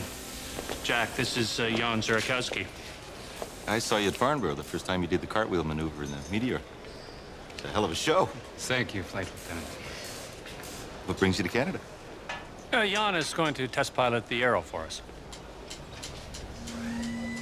Jan, I'd like you to meet Flight Control Engineer Kate O'Hara. How do you do? I must hear how such an attractive woman becomes a senior engineer. Kate, perhaps you could update Jan on the new onboard computers. I want to fly it first. This plane is mine. No, not yet, it's not. Look, what this aircraft needs is an international recognition. Now, with Zurakowski's reputation, if he endorses it, I can sell this plane around the world. But I know the control procedures, the backup system, every goddamn nut and bolt. So will Zurakowski. Zurakowski's gonna go by the book. He's in no hurry. It could take him weeks or months to prove the Arrow's capabilities, and I don't think we've got that long. I could fly it today. Look, I have no doubt that you can fly the aircraft, Woodman. Absolutely no doubt at all. But the fact of the matter is that I need to sell this aircraft outside of Canada. And what it needs is the endorsement of a big-name pilot. So, Zurakowski flies.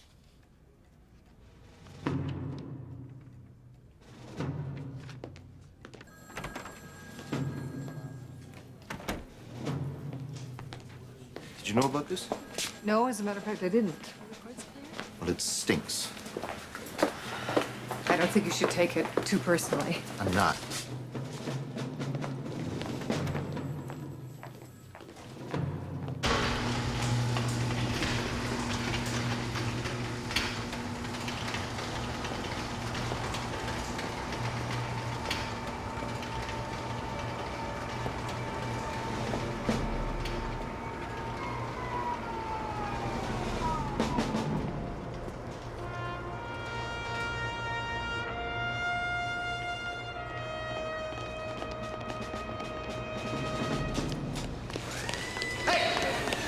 Hey, fellas, Zura's gonna take her up. Come on. Hey, boys! We're gonna try one! Come on! All right. Hey, boys, let's go!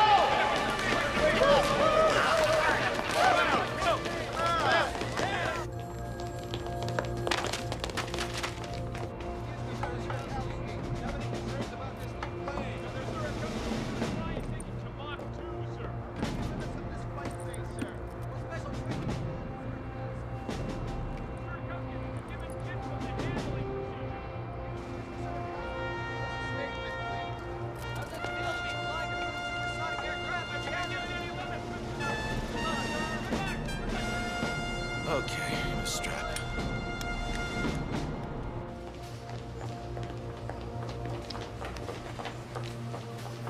Yes, go, go. You're lucky if it gets off the ground.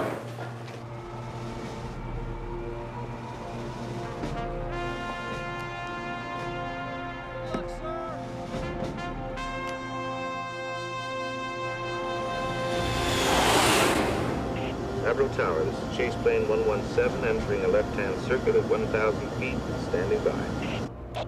We'll read your chase plane. Carry on.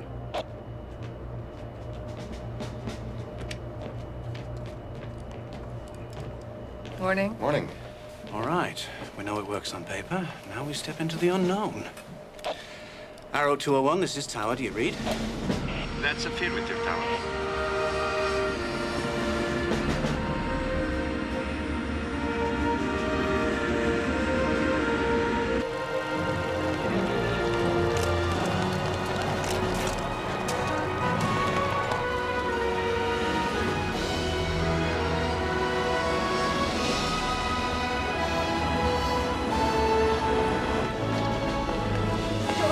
They're flying away.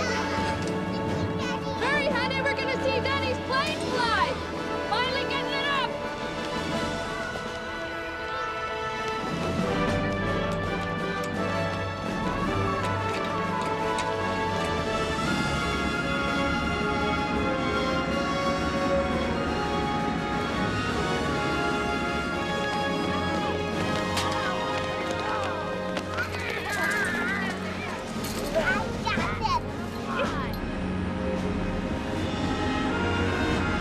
The huge gleaming white craft is positioning itself now down at the end of the runway. His pilot Jan Zurakowski runs through his checklist.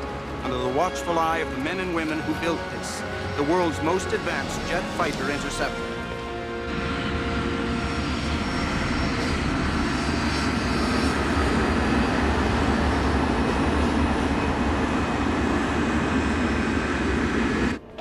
Arrow 201, this is AVRO Tower. You're cleared for takeoff. Thank you, Tower.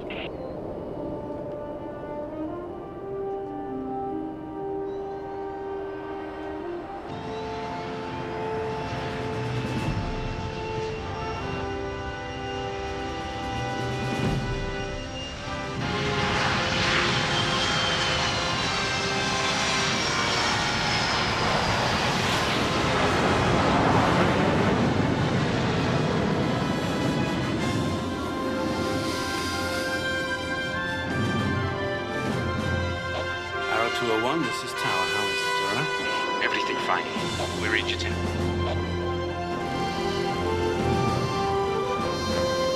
She's stable, steady as a rock.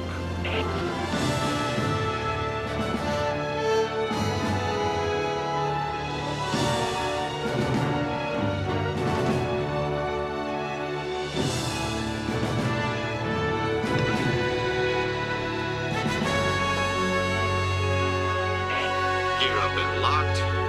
Looking good.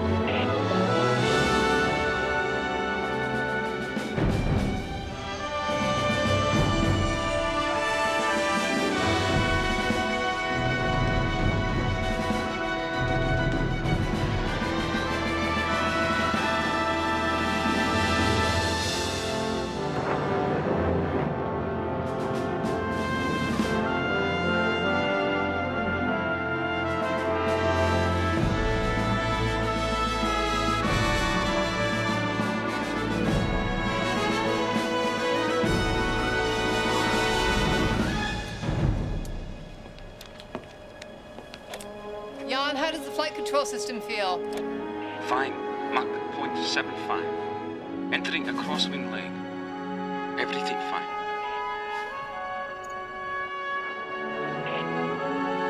Turning onto final.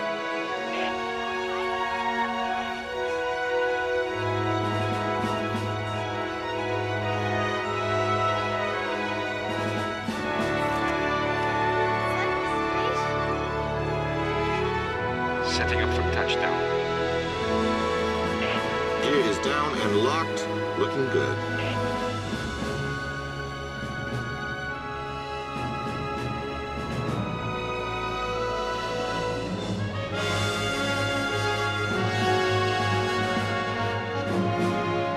Easy, baby, easy.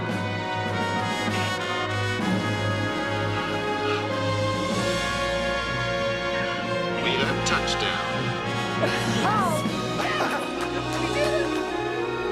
Congratulations, buddy. Thank you, Commander. We're on our way.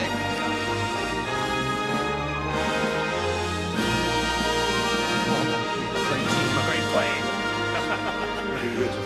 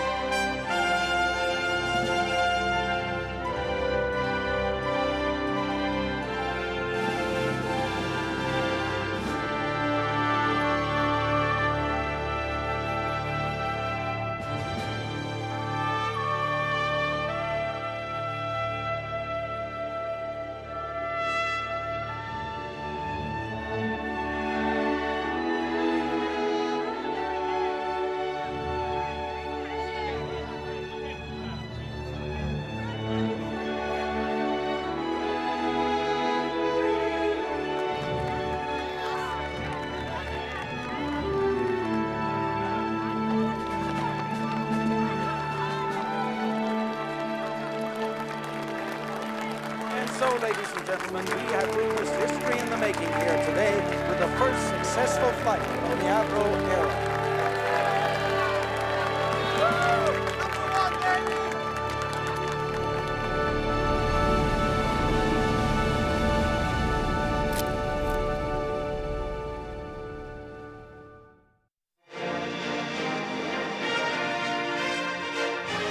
With the first 5 Arrows off the assembly line and flying with an almost flawless record of testing, everyone is eagerly anticipating a new generation of Arrows with the more powerful Canadian-designed and built Iroquois engines. And now AVRO Canada has taken over development of the Sparrow II missile and Astra guidance system from the U.S. Navy. This weapons system is the most sophisticated in the world, and AVRO engineers are solving the guidance problems that defeated the U.S. Navy engineers. And AVRO Canada isn't stopping there. Down in hangar number 4, work is proceeding on a prototype of the AVRO car flying saucer for the U.S. Army. AVRO is moving ahead on many fronts, and confidence in the future is flying high.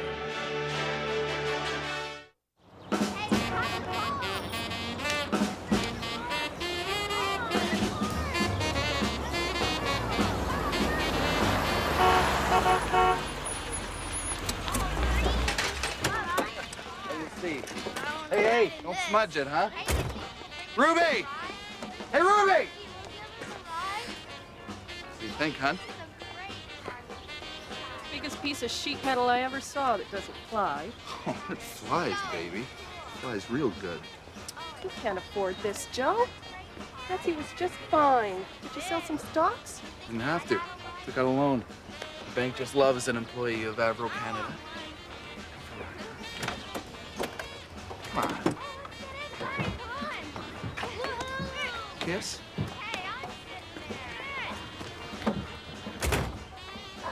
You guys ready? Merveilleux, François. 20 000 livres, minimum. 47 pouces. Oui. Envoyez-moi la lettre d'intention et je donnerai la priorité absolue à la commande. Oui. Bien. Au revoir, François. Freddie, I just got a conditional order for 400 Iroquois engines. If we can make 20,000 pounds thrust.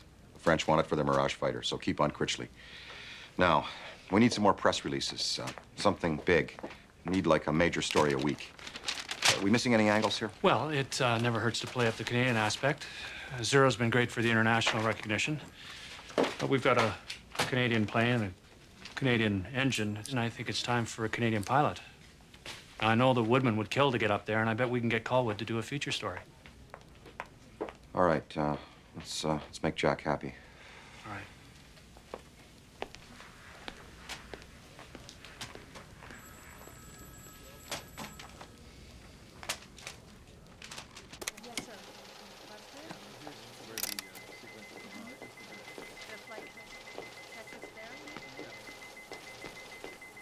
Hi. Hi.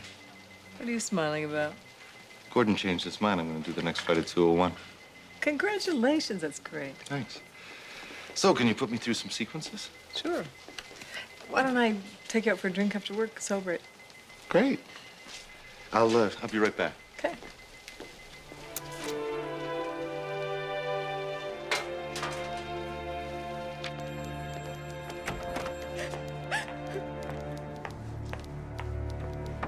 Man. Gordon. Is it true I'm being restricted to Mach 1.2 in tomorrow's flight? That's right. That's barely cruising speed. You could do Mach 2 without even working up a sweat. I know. Look, we've got to start showing some numbers in this plane. If the chiefs of staff don't see performance soon, they're going to bury this program and buy missiles. This aircraft isn't going to do diddly squat until it's got the new engines in her. That could take months. Look, I'm not here to give free promotion to those Pratt & Whitneys. When the Arrow beats the world speed and altitude records, it'll be with the Iroquois turbines and burners. Then I can sell that engine all over the world. We won't give a damn what government's in power. So, until the Iroquois is ready, we just take it nice and easy and stick to the schedule. Understand?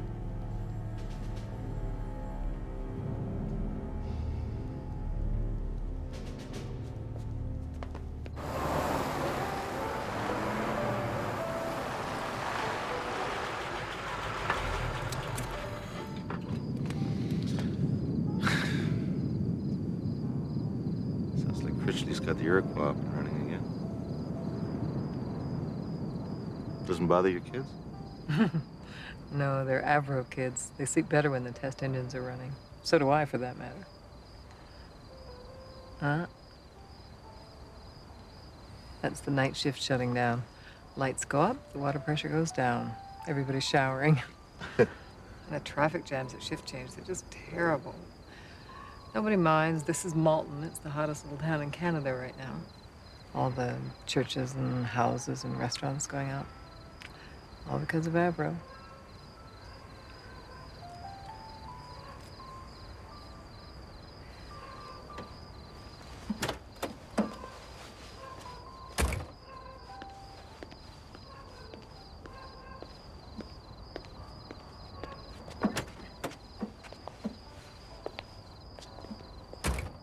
Jack, there's something I want to ask you about.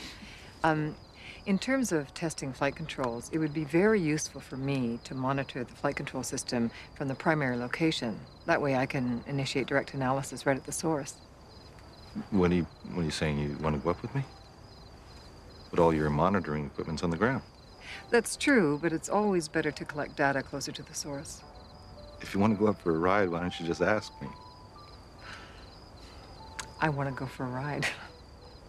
I think we could work something out. Most people would be afraid. I'm not. You sure? I'm sure. You really want to put yourself in my hands? Thought they were supposed to be on the controls. Oh, there's no telling what might happen up there. I'll take my chances. So, I'll ask James to give me clearance for tomorrow's flight. Tomorrow? Why not? I hope this got nothing to do with the drinks. I thought you were beginning to like me. But Kate, it's my initial flight. It's going to be dangerous enough without exposing a passenger to it. I'm hardly a passenger.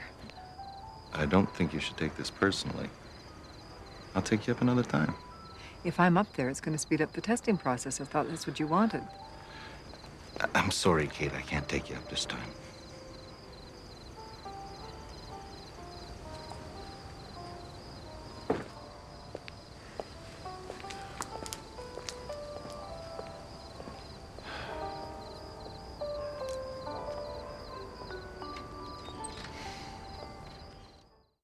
Good luck, Jack!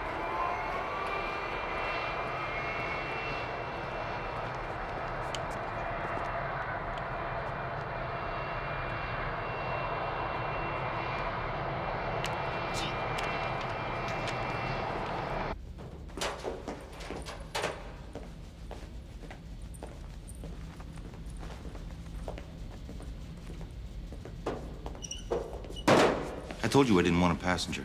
AVRO still owns the plane. Crawford gives the orders. I'll refuse to fly with you. Sure, Zura'd be happy to go up. Look, Kate, I'm gonna push this plane today, see what she can do, and it could be dangerous.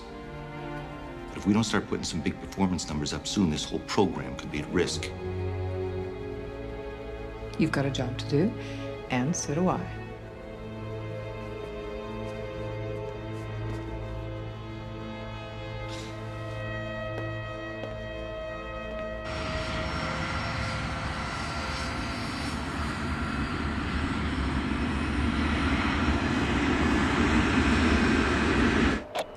Arrow 201, this is AVRO Tower. What is your status, please? AVRO Tower, we're lit up, ready for takeoff in about 30 seconds. Flight plan calls for a straight route, Toronto to Kingston and return. ETA Toronto, about 18 minutes at a dawn. Ready, Miss O'Hara? Ready, Mr. Woodman?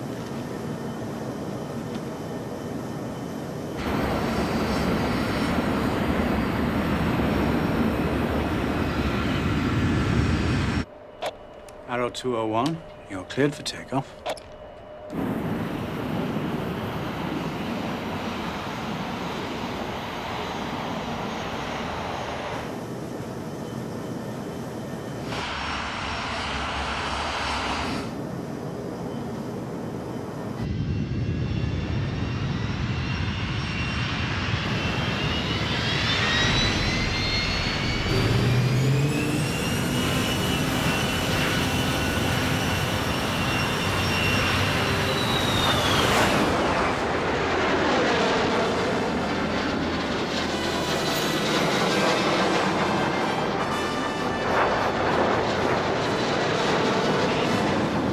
Undercarriage retracted and feeling good. Incredible.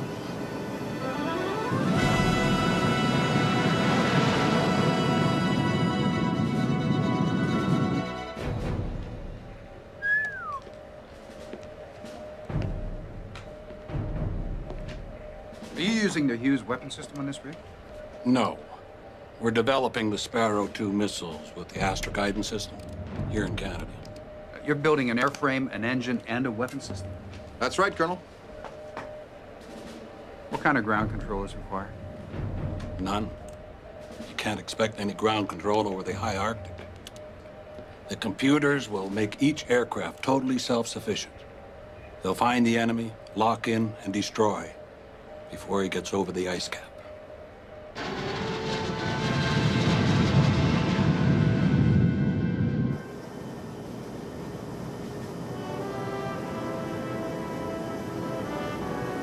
Controls very sensitive, very responsive.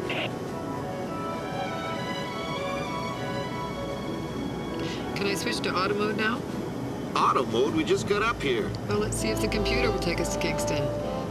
I'm switching to auto override.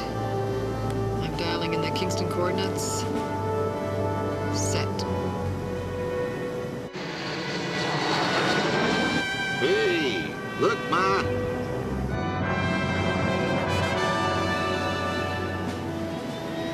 (201) at Mach 0.7, increasing through Mach 1.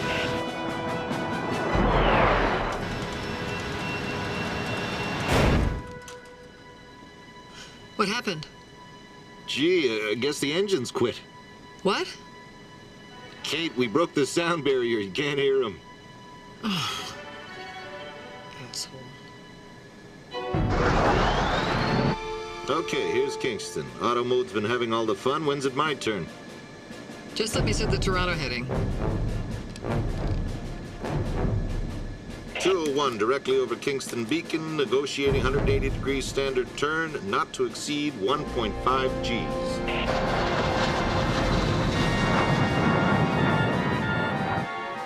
(242 degrees, straight to Molten. Okay, now I'm going to take over. Disengaging auto mode, manual override.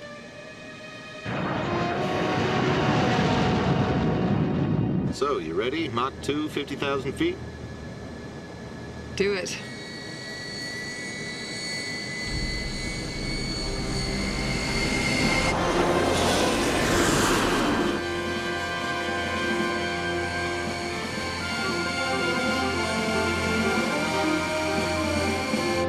Arrow 201, Arrow 201, this is AVRO Tower. Do you read? What is your position, please?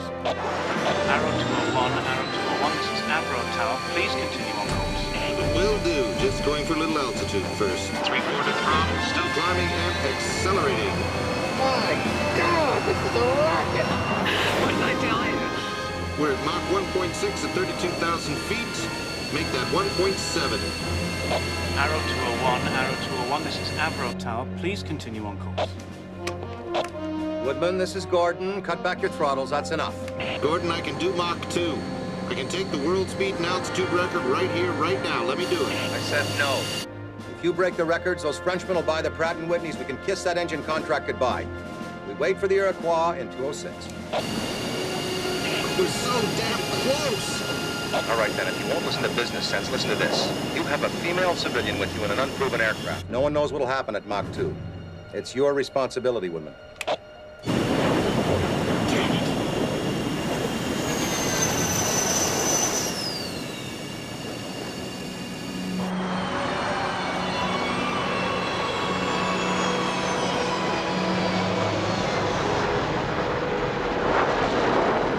Mach 1.9 and a climb at 3/4 throttle. That's one incredible bird, Gordon. Congratulations. Thank you. Put down 25,000 feet, Mach 1.2. Well, we did 40,000 at 1.9. 25,000, 1.2. So. I can't believe the flight's almost over. Well, still got a little fuel left. AVRO Tower. Will limit speed and altitude, but request permission to extend this leg out over the lake. Engineer O'Hara has requested some tests in the flight control system.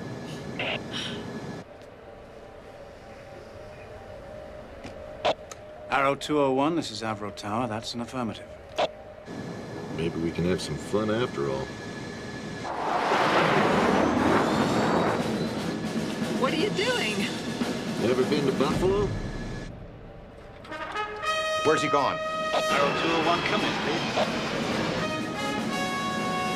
Everything's fine here. Just checking FCS response. Let's go wake up the Yanks over at Niagara Air Force Base.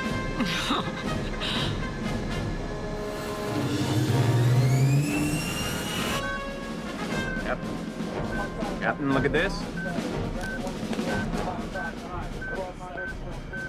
Look at that son of a bitch come at us.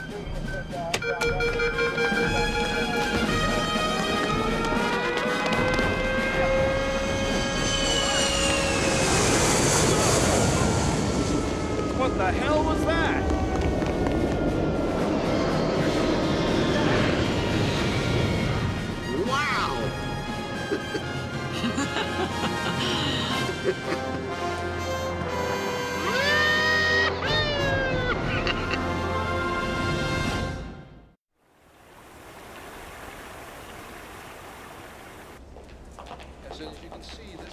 Speed, altitude, practical design.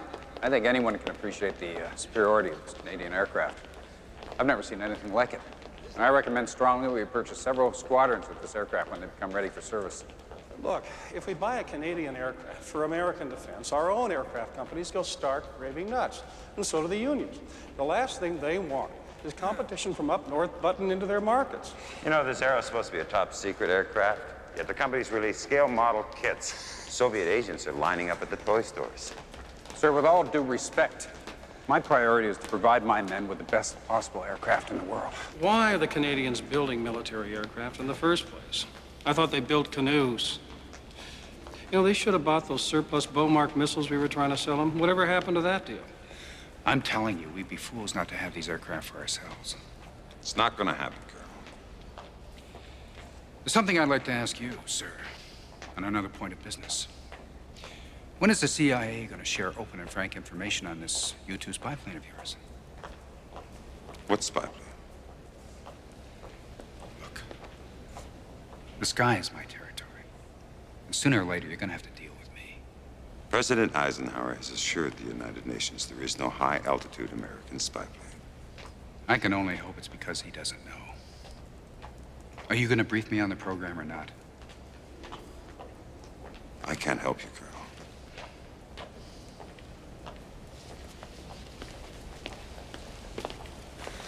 The U-2 program's the real issue here. It's the best idea we've had since the war. We can practically take pictures of Khrushchev taking a crap. The president stated there is no spy plane. Now, if what that colonel says is true, this arrow would fly circles around the U-2, take photographs, make the president a liar. Do you really think the Canadians might blow the whistle on us? Of course. Half the damn country are pinkos. All right. I'll have a word about this with the president.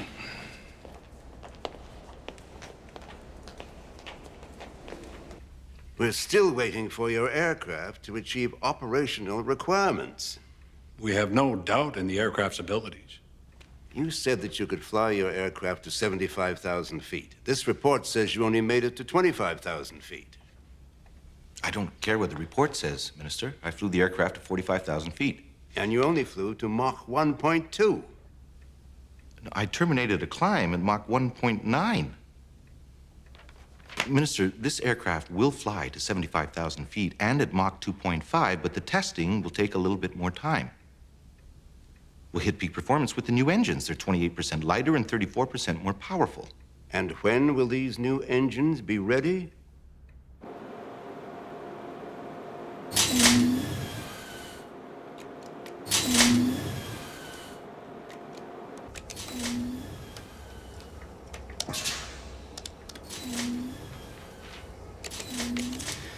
We'll get in there and find the problem. Are you ready? We bring in the press? Won't start. What? The damn engine won't start. Edward, they're out there waiting for you to deliver 20,000 pounds of thrust. I know. Sir? What? Maybe it's the new cowling. It could be reducing airflow to the vents. Well, get the bloody cowling off!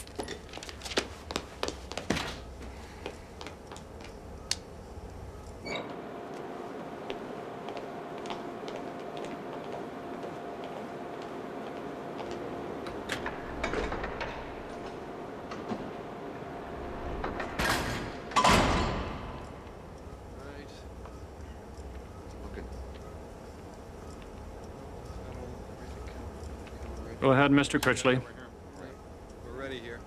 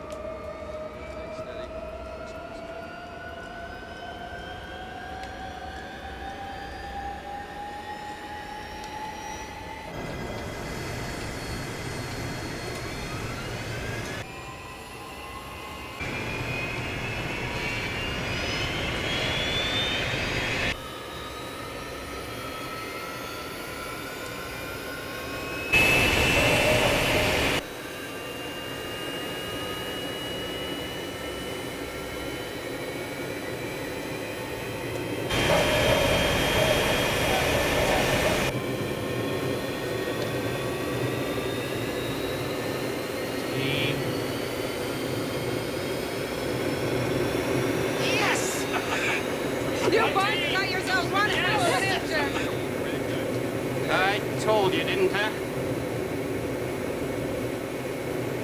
Get the afterburner.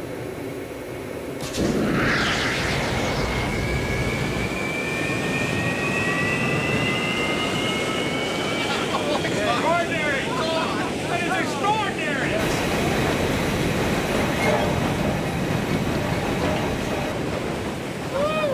Bet you can't wait to get your mitts on that one, eh, Whitman? What do you say, Freddie? How about we put this into full production? Crixley, well done. Now we'll see the real arrow fly. This way, gentlemen.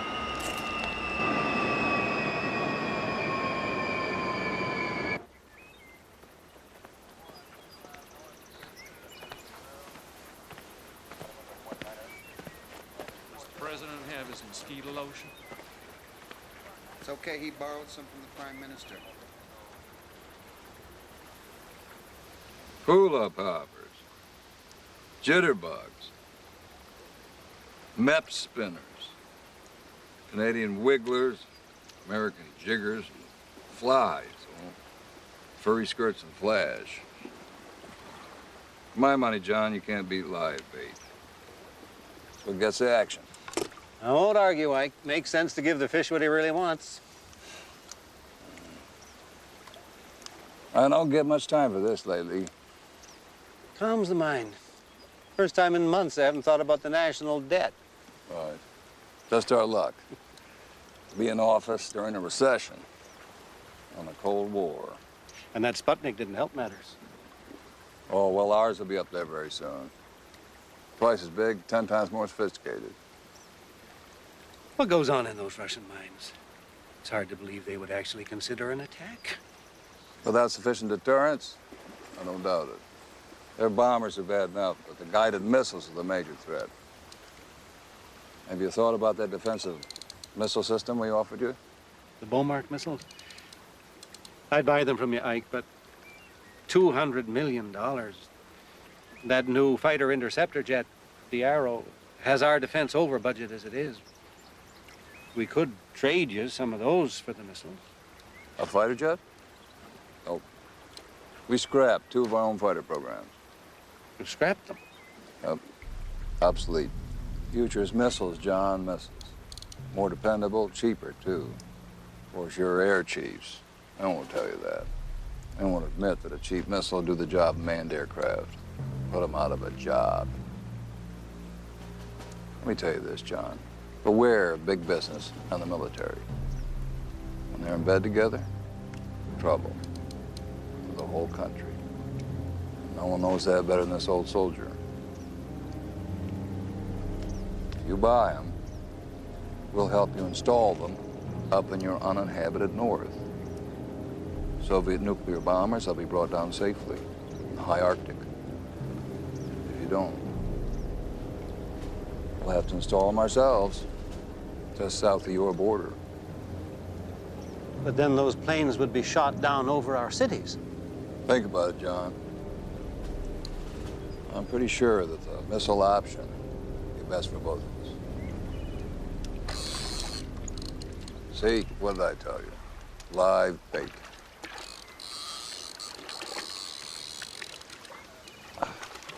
Well, the missile proposal is perfectly reasonable to me. What will that mean to our Arrow program? We can't afford both. No, I shouldn't think so. On that, I'm in full agreement. And the Americans' other proposal, this joint command idea. No, I don't know. Well, we do share a common objective with the Americans, the defense of North America. They're our allies, after all. But our foreign policies have never jibed. This is a domestic policy, General. Futuristic technology and job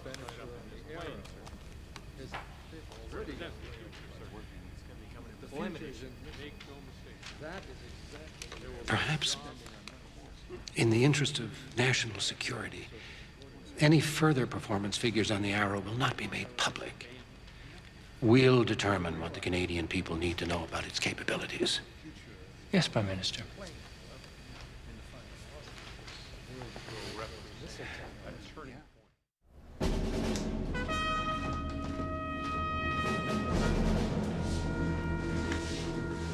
Prime Minister is about to announce And he's joined with Eisenhower to create the North American Air Defense Command, headed by General Seaforth. Seaforth? That means we'll be under American command. How could the chiefs of staff agree to that? Chiefs were not consulted. The Prime Minister is acting alone.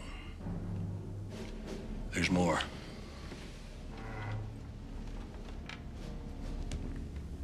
The government has ordered a feasibility study into replacing fighter interceptors with unmanned missiles. They're getting ready to shut this program down. So,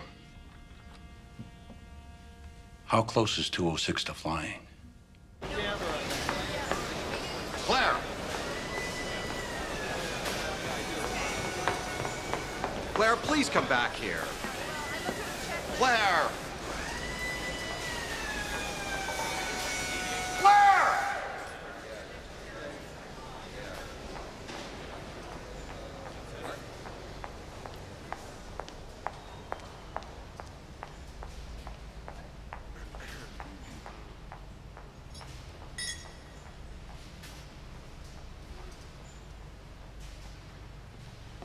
I think we should consider a third shift. Just let me talk to her, please. Well, I'll talk to the unions about reduced overtime.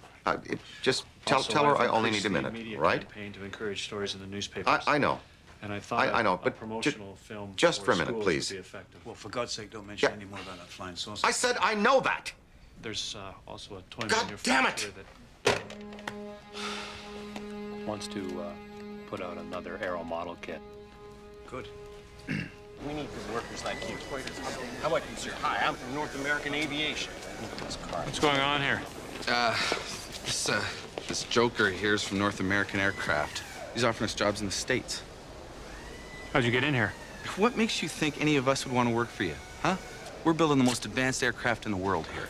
Yeah, but for how long? That's enough. That's enough. Hey, Now easy. Easy. That's enough. Escort this man off the property. Rest of you people go back to work.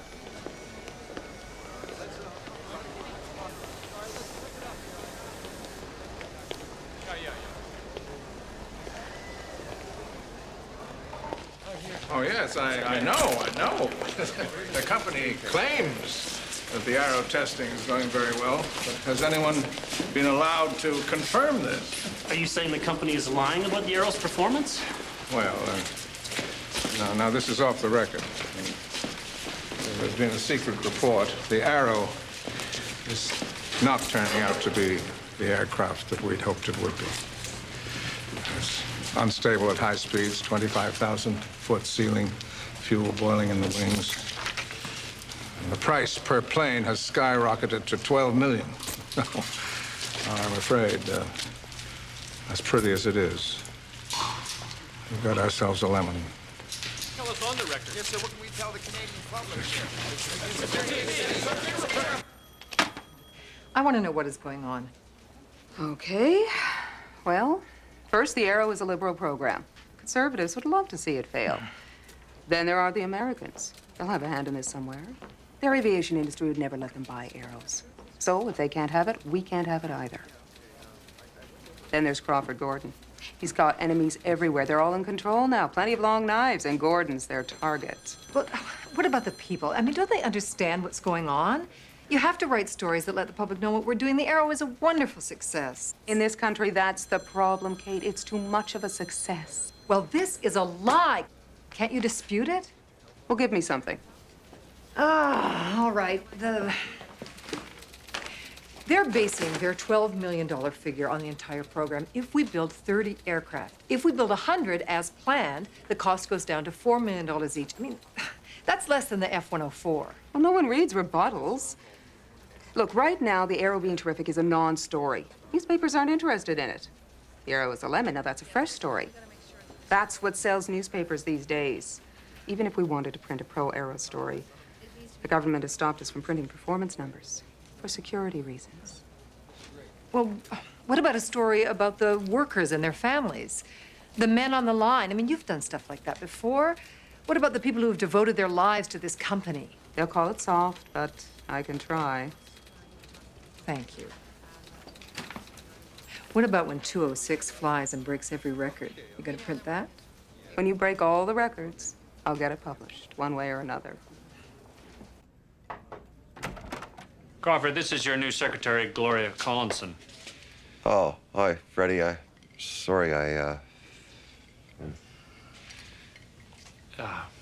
That'll be fine for now, Miss Collinson. I'll talk to you tomorrow. Mary and I had a little tiff. I gotta find a hotel room. Anyone call for me? No. Crawford, listen. Cabinet is organizing a smear campaign against us. They're trying to shut us down. Yes, I need a long-distance operator. Crawford, we need your help. Sure. I'll be right with you. We'll fix it up. I just need a minute here, Freddie. Operator, yes, I need to call Halifax, Nova Scotia, please.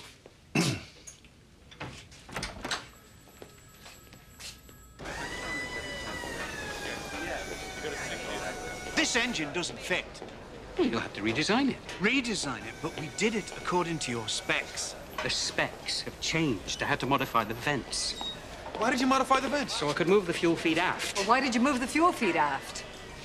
So it would fit the Mirage. What? What? Gordon has sold the engine to the French. Now they'll fit.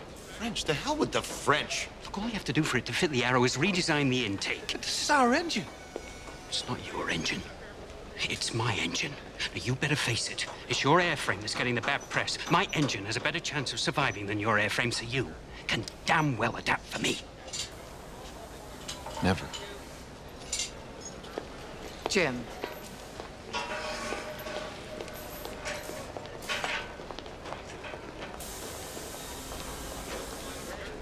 Jim. I know it's a pain in the ass. I would like to strangle Critchley myself, but we do not have time for this. You can modify the intake in no time. Can't you just be reasonable and have a conversation with him? Talk to him, Jim.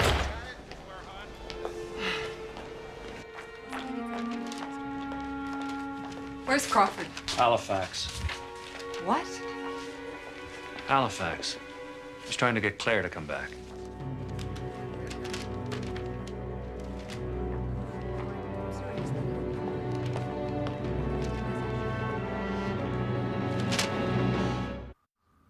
We have determined the new Canadian Defense Program will include the purchase of Beaumark missiles installed at 2 bases in Canada. As for the AVRO Arrow program, the cost has tripled, and it is proving limited in performance. He's lying. We are canceling the development of the Astra and Sparrow II armament system, the cost of which has also been escalating.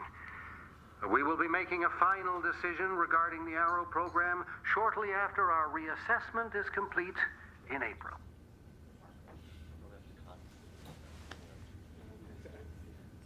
We have until April. We don't have a weapons system.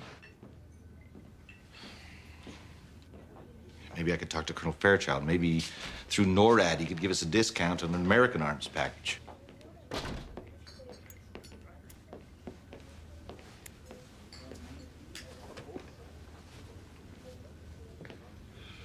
It's done? Not by a long shot. We're gonna fight this thing. No, I mean the plane is done. What? 206. I just finished it. It's ready for taxi trials. Fight what thing? I think it's time we went on the offensive.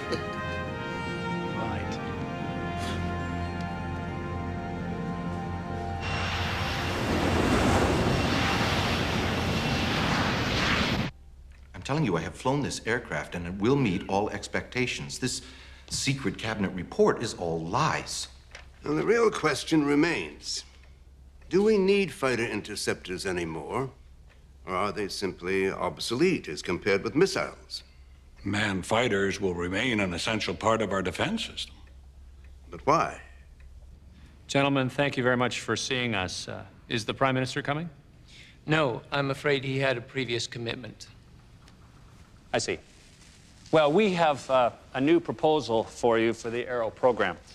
The United States Air Force has offered to pay the total price to arm each Arrow we produce under the NORAD agreement. Now that is $500,000 off the price of each aircraft. So therefore, if you will authorize the completion of 100 aircraft, AVRO can guarantee a unit price of $3.5 million each, including fire control and armament, fully operational. It's all right there, fully guaranteed. We think it's very reasonable. Well, do you? Well, that's most interesting.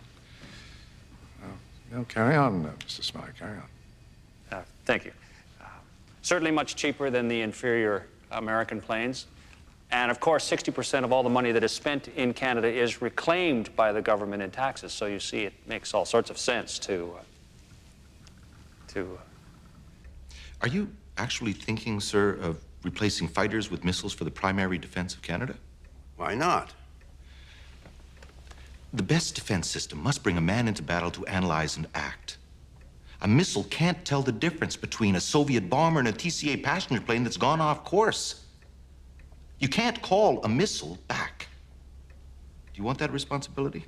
Well, surely there are safeguards against that sort of thing. Missiles will take 2 years to install and test. And the Soviet bombers are ready to strike now. We cannot defend our country, our continent, with a handful of untested missiles and our old CF-100s. We know, Lieutenant Woodman, but we've considered all that. All that will be taken care of. You see, for a transitional phase, the Americans have offered to defend Canadian soil. The Americans are going to defend us? Are we going to have a country here, sir? Or give up and just be the 49th state? if not the 100 aircraft, I suppose we could simply finish the 37 that are currently on the assembly line. It would be much cheaper for the government to finish these aircraft and put them into service than to pay the contract termination penalties to AVRO. Now, this would allow us to keep our design team together to look for other projects. And by the time that those 37 fly, I'm sure there'll be plenty of other opportunities to Gentlemen, we have created the finest aircraft team in the world. We have done what they said was impossible. The files, they're full of applications from the best engineers at Boeing, Lockheed, Douglas, Gloucesters. And they would all feel privileged to work with AVRO. Having the Arrow means that Canada is being recognized as a power among the nations of the world. We have a contract for 400 Iroquois engines with France. We have the development of civilian aircraft, nuclear power, a monorail train that will circle the city of Toronto. We are currently developing a flying saucer for the U.S. Army.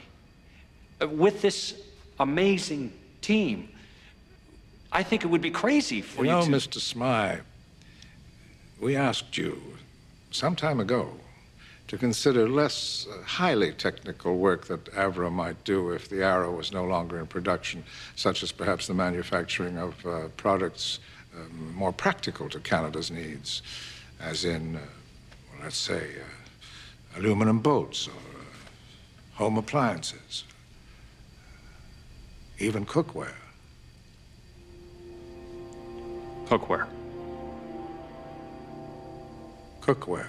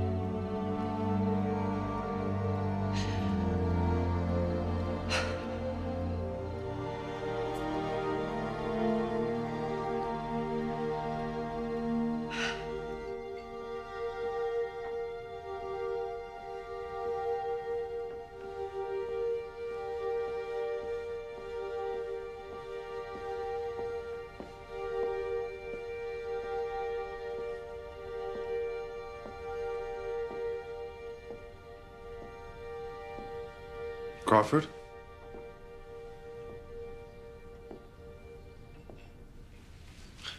I had to look all over for you.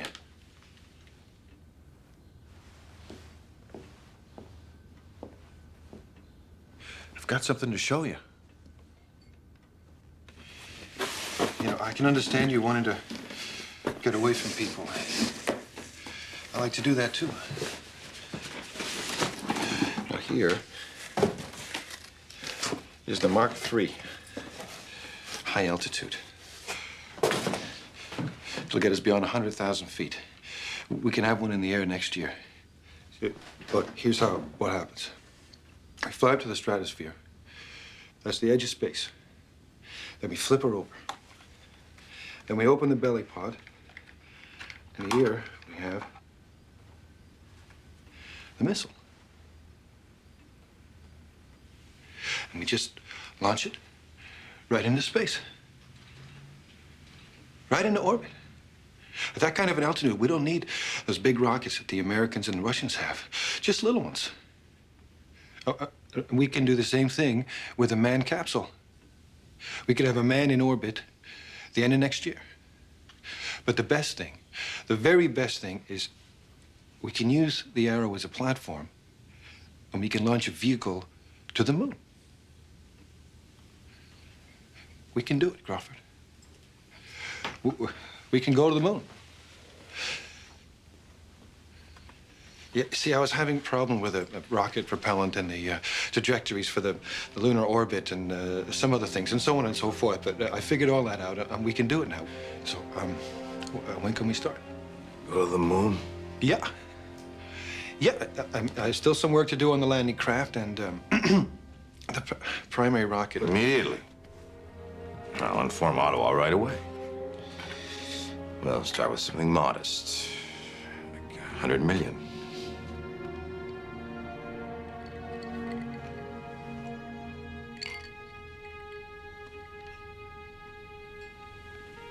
Don't you remember what you said? Anything we can dream, we can do. You said that. And this is only the beginning. And you said that too. This is only the beginning. Only the beginning. Well, I better go. I guess I better get going. You rest up and come back soon. We need you. Well, goodbye, Crawford.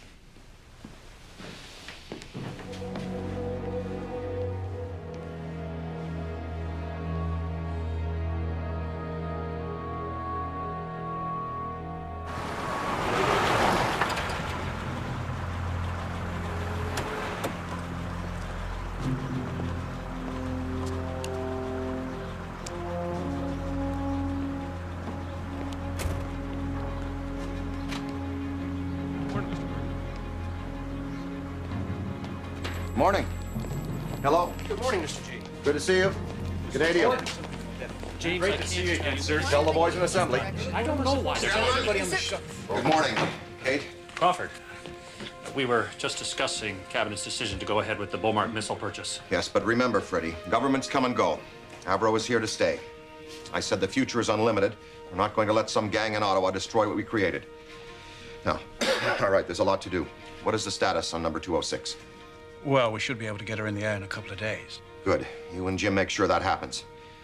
Kate, I want you to go and see your friend June and coordinate a formal press campaign based upon the records that number 206 is about to break. Freddie, we need to organize a team to put together a new documentary about the development of the Arrow with all the advanced technology stuff. Models, first flight, chase plane footage, interviews, speculations on the future. I want it to air on CBC 2 Sundays from now. As soon as you organize that documentary team, pack your bag and come with me. What a Crawford. Where are we going? Somebody's got to take on that son of a bitch in Ottawa, and I'm just the one to do it.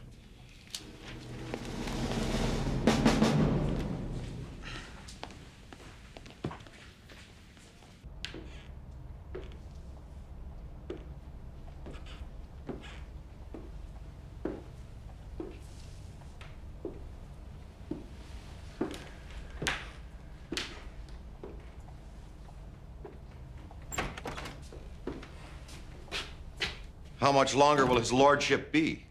Prime Minister is on the telephone with the President of the United States. Oh, well, we wouldn't want to disturb them, would we?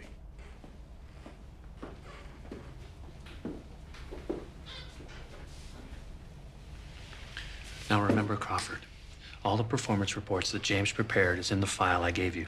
And we have matched every operational requirement so far.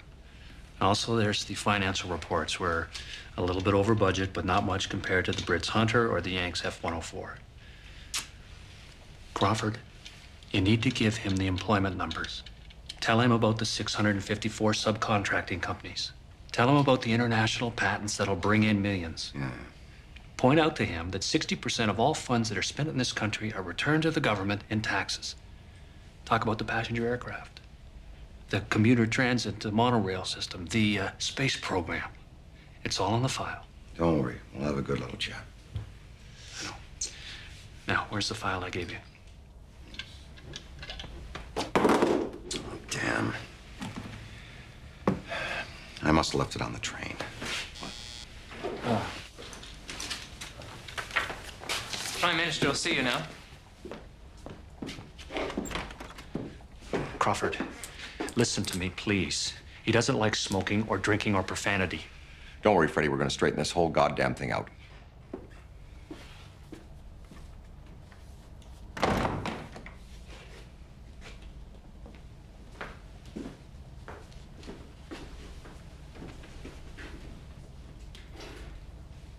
You cannot shut down the goddamn third largest employer in Canada. I will not let you.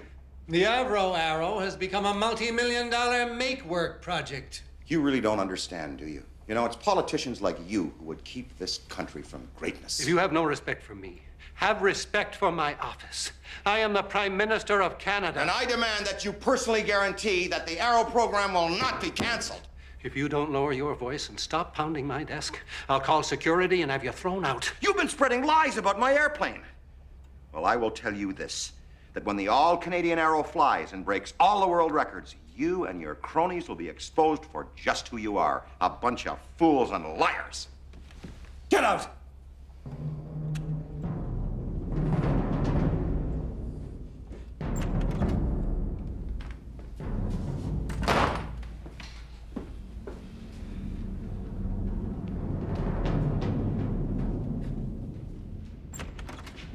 Goodbye, Mr. Gordon.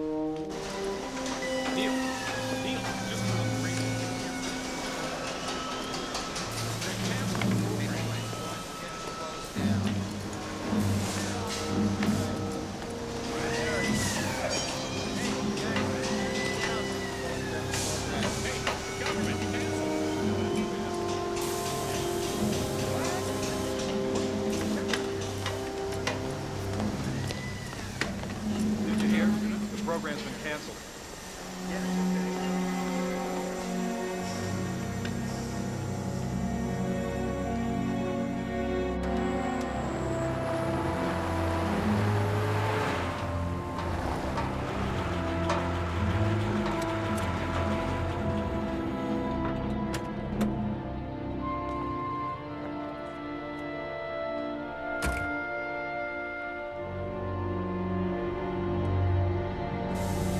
Attention.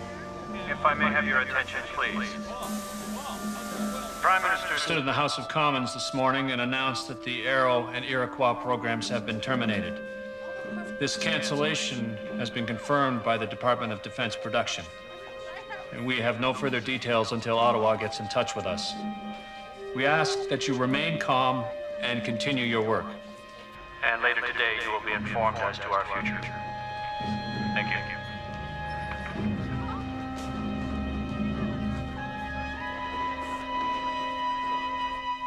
So they want to fight, do they? Well, so be it. I'll fire everybody. We'll see what Diefenbaker says to that. Crawford, that's 14,000 people, 35,000 in the support companies. You just can't fire 50,000 people in a day. Don't you see, Freddie? The fool will be forced to reinstate the program. We can find other projects, other contracts. What the hell is going on? They gave us till April. They changed their minds. Let me take up 206. Just let me try around. I'll take the damn thing out over the lake and ditch it so they don't impound it. No. So just cool down, Jack. Let's find out exactly what this means before we do anything crazy. May I have your attention, please? Federal government has instructed us to cease all work on the programs. There was no advance notice. Therefore, the company has no choice but to terminate the employment of all AVRO and Iroquois workers until we assess the impact of the Prime Minister's orders. Everyone must now leave the plant.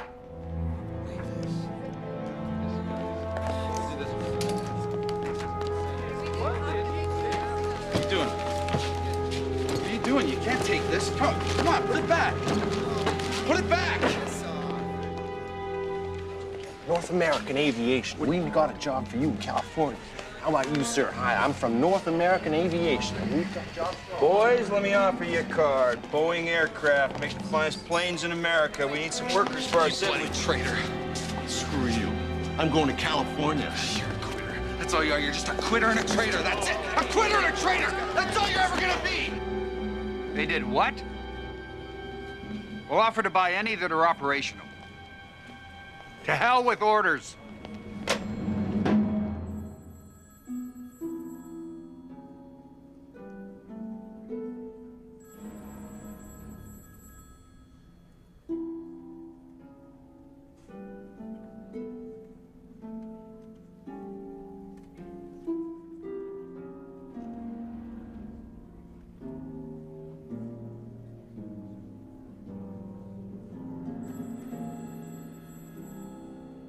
The industry's future hangs in the balance.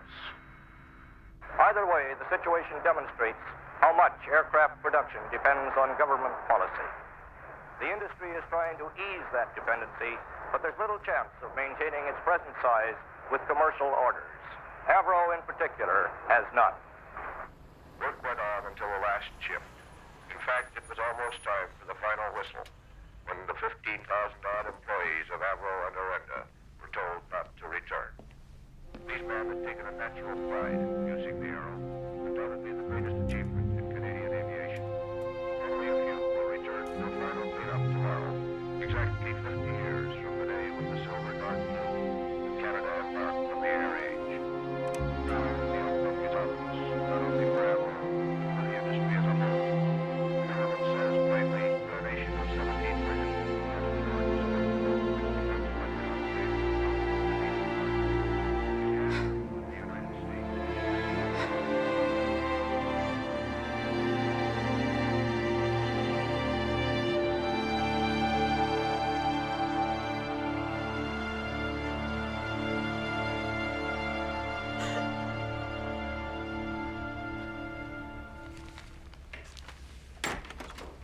I thought the press was on our side.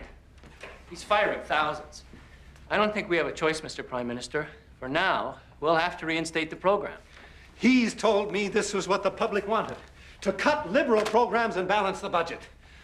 Well, it's too late now. We can't show weakness. We have made a decision and we can't go back. The workers are all my constituents. They'll throw me out of office. Don't worry, John. We'll always make a place for you in the party. Prime Minister, the United States Air Force wants to buy all completed aircraft with parts. American General Electric has made the same offer, as has the British government. They want them? But the president told me manned aircraft were obsolete. The French government wants to know if they can still expect delivery of 400 Iroquois engines next year for use in their new Mirage fighters.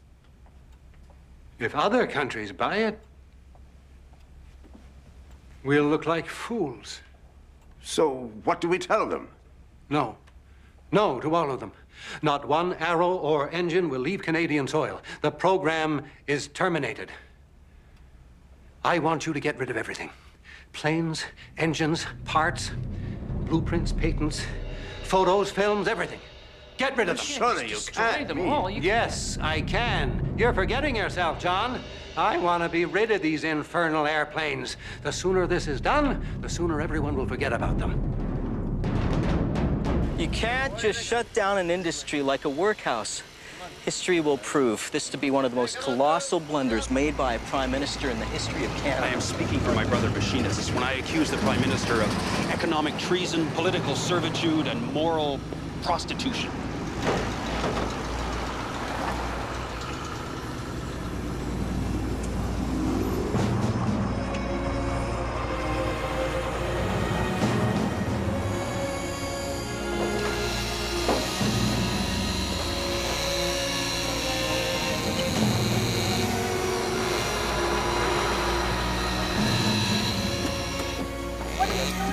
Stop it! Stop it!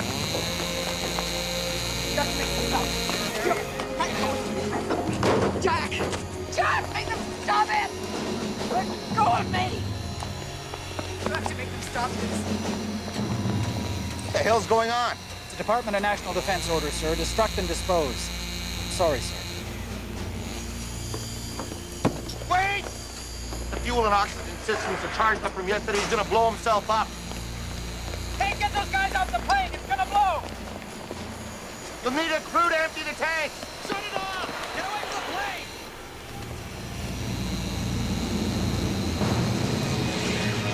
This is restricted airspace, you know. I could lose my license. Come on, right over top!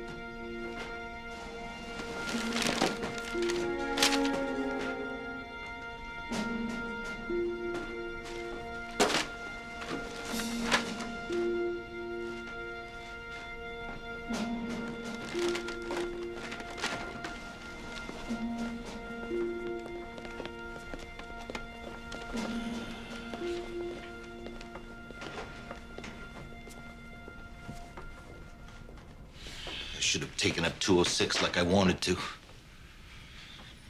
was gonna ditch it in the lake. I can't believe 206 is gone. But it's still there. They fired everybody, so they didn't have a crew to empty the tanks. I guess I'll chop it up tomorrow. You mean it's still intact? As far as I know.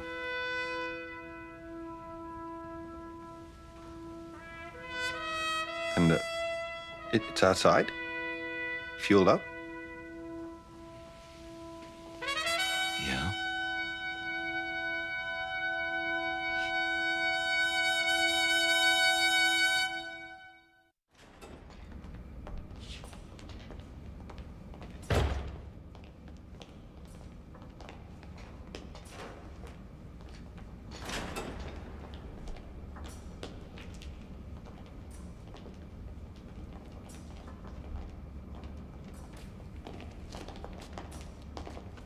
Hey, Kate.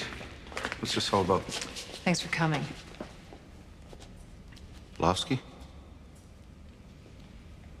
Can you pressurize 206?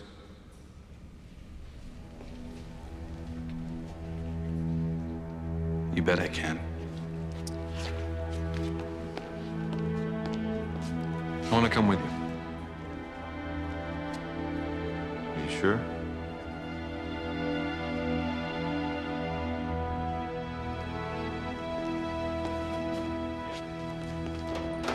I've never actually gone right up in it. I've never actually... What? I've never flown before. What? You've never flown, ever? No. Coast is clear.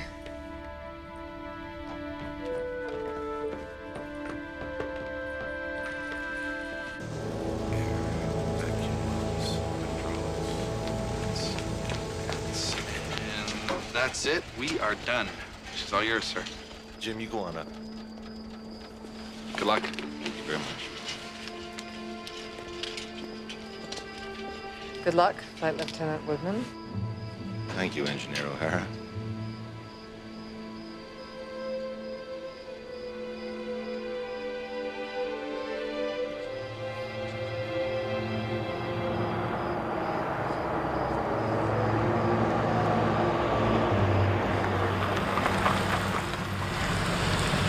What the hell do you think you're doing? I thought you'd try something like this. Don't you know that stealing a top security aircraft can get you 20 years? Yes, sir. However, if your mind's made up... I beg your pardon, sir? Your instructions once you're airborne.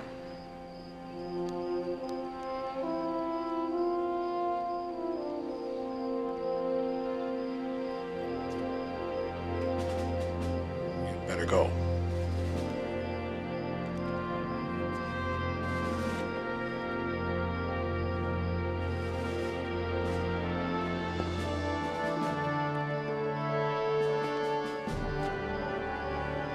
Let's go.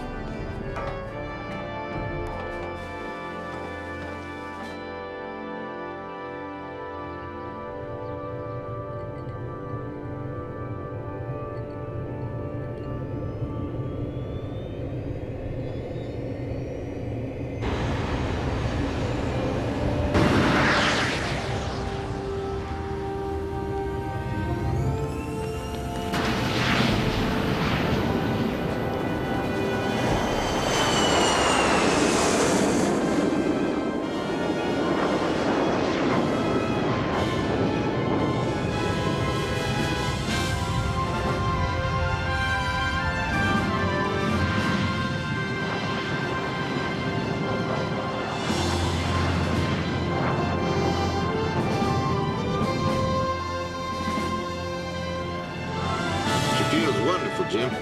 Let's see what this little sweetheart can do. 054 degrees.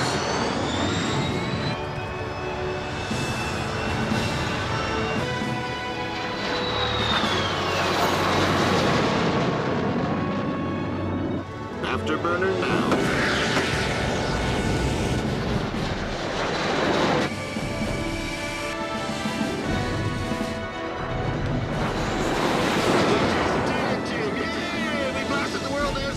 Too bad it's not official.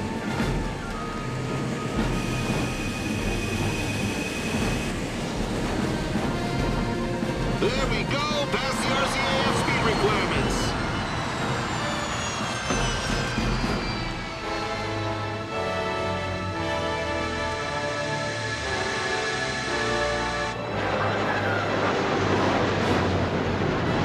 There it is, Jim. 2G turn to Mach 1.5 without losing a foot of altitude. Another RCAF requirement they all said was impossible.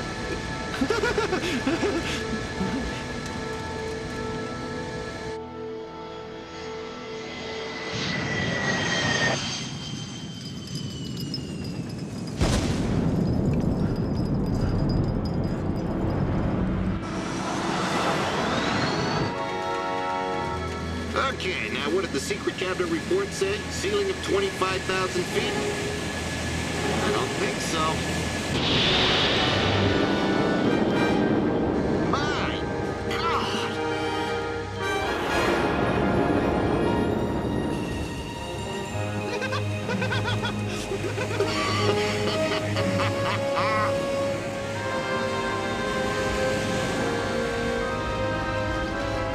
Lost our air, but checked one world record.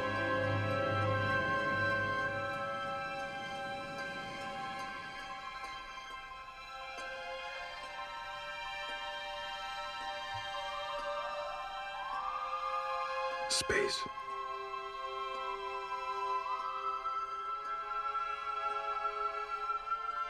That's right, Jim. We're touching it.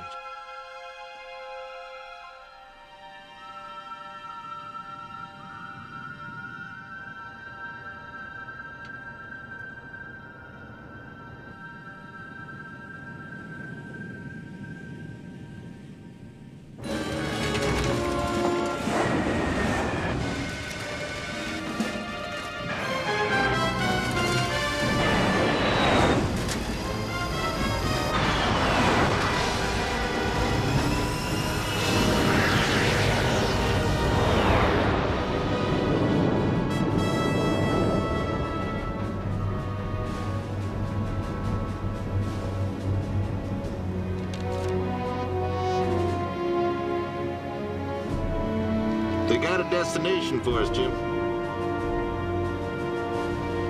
We'll just say goodbye.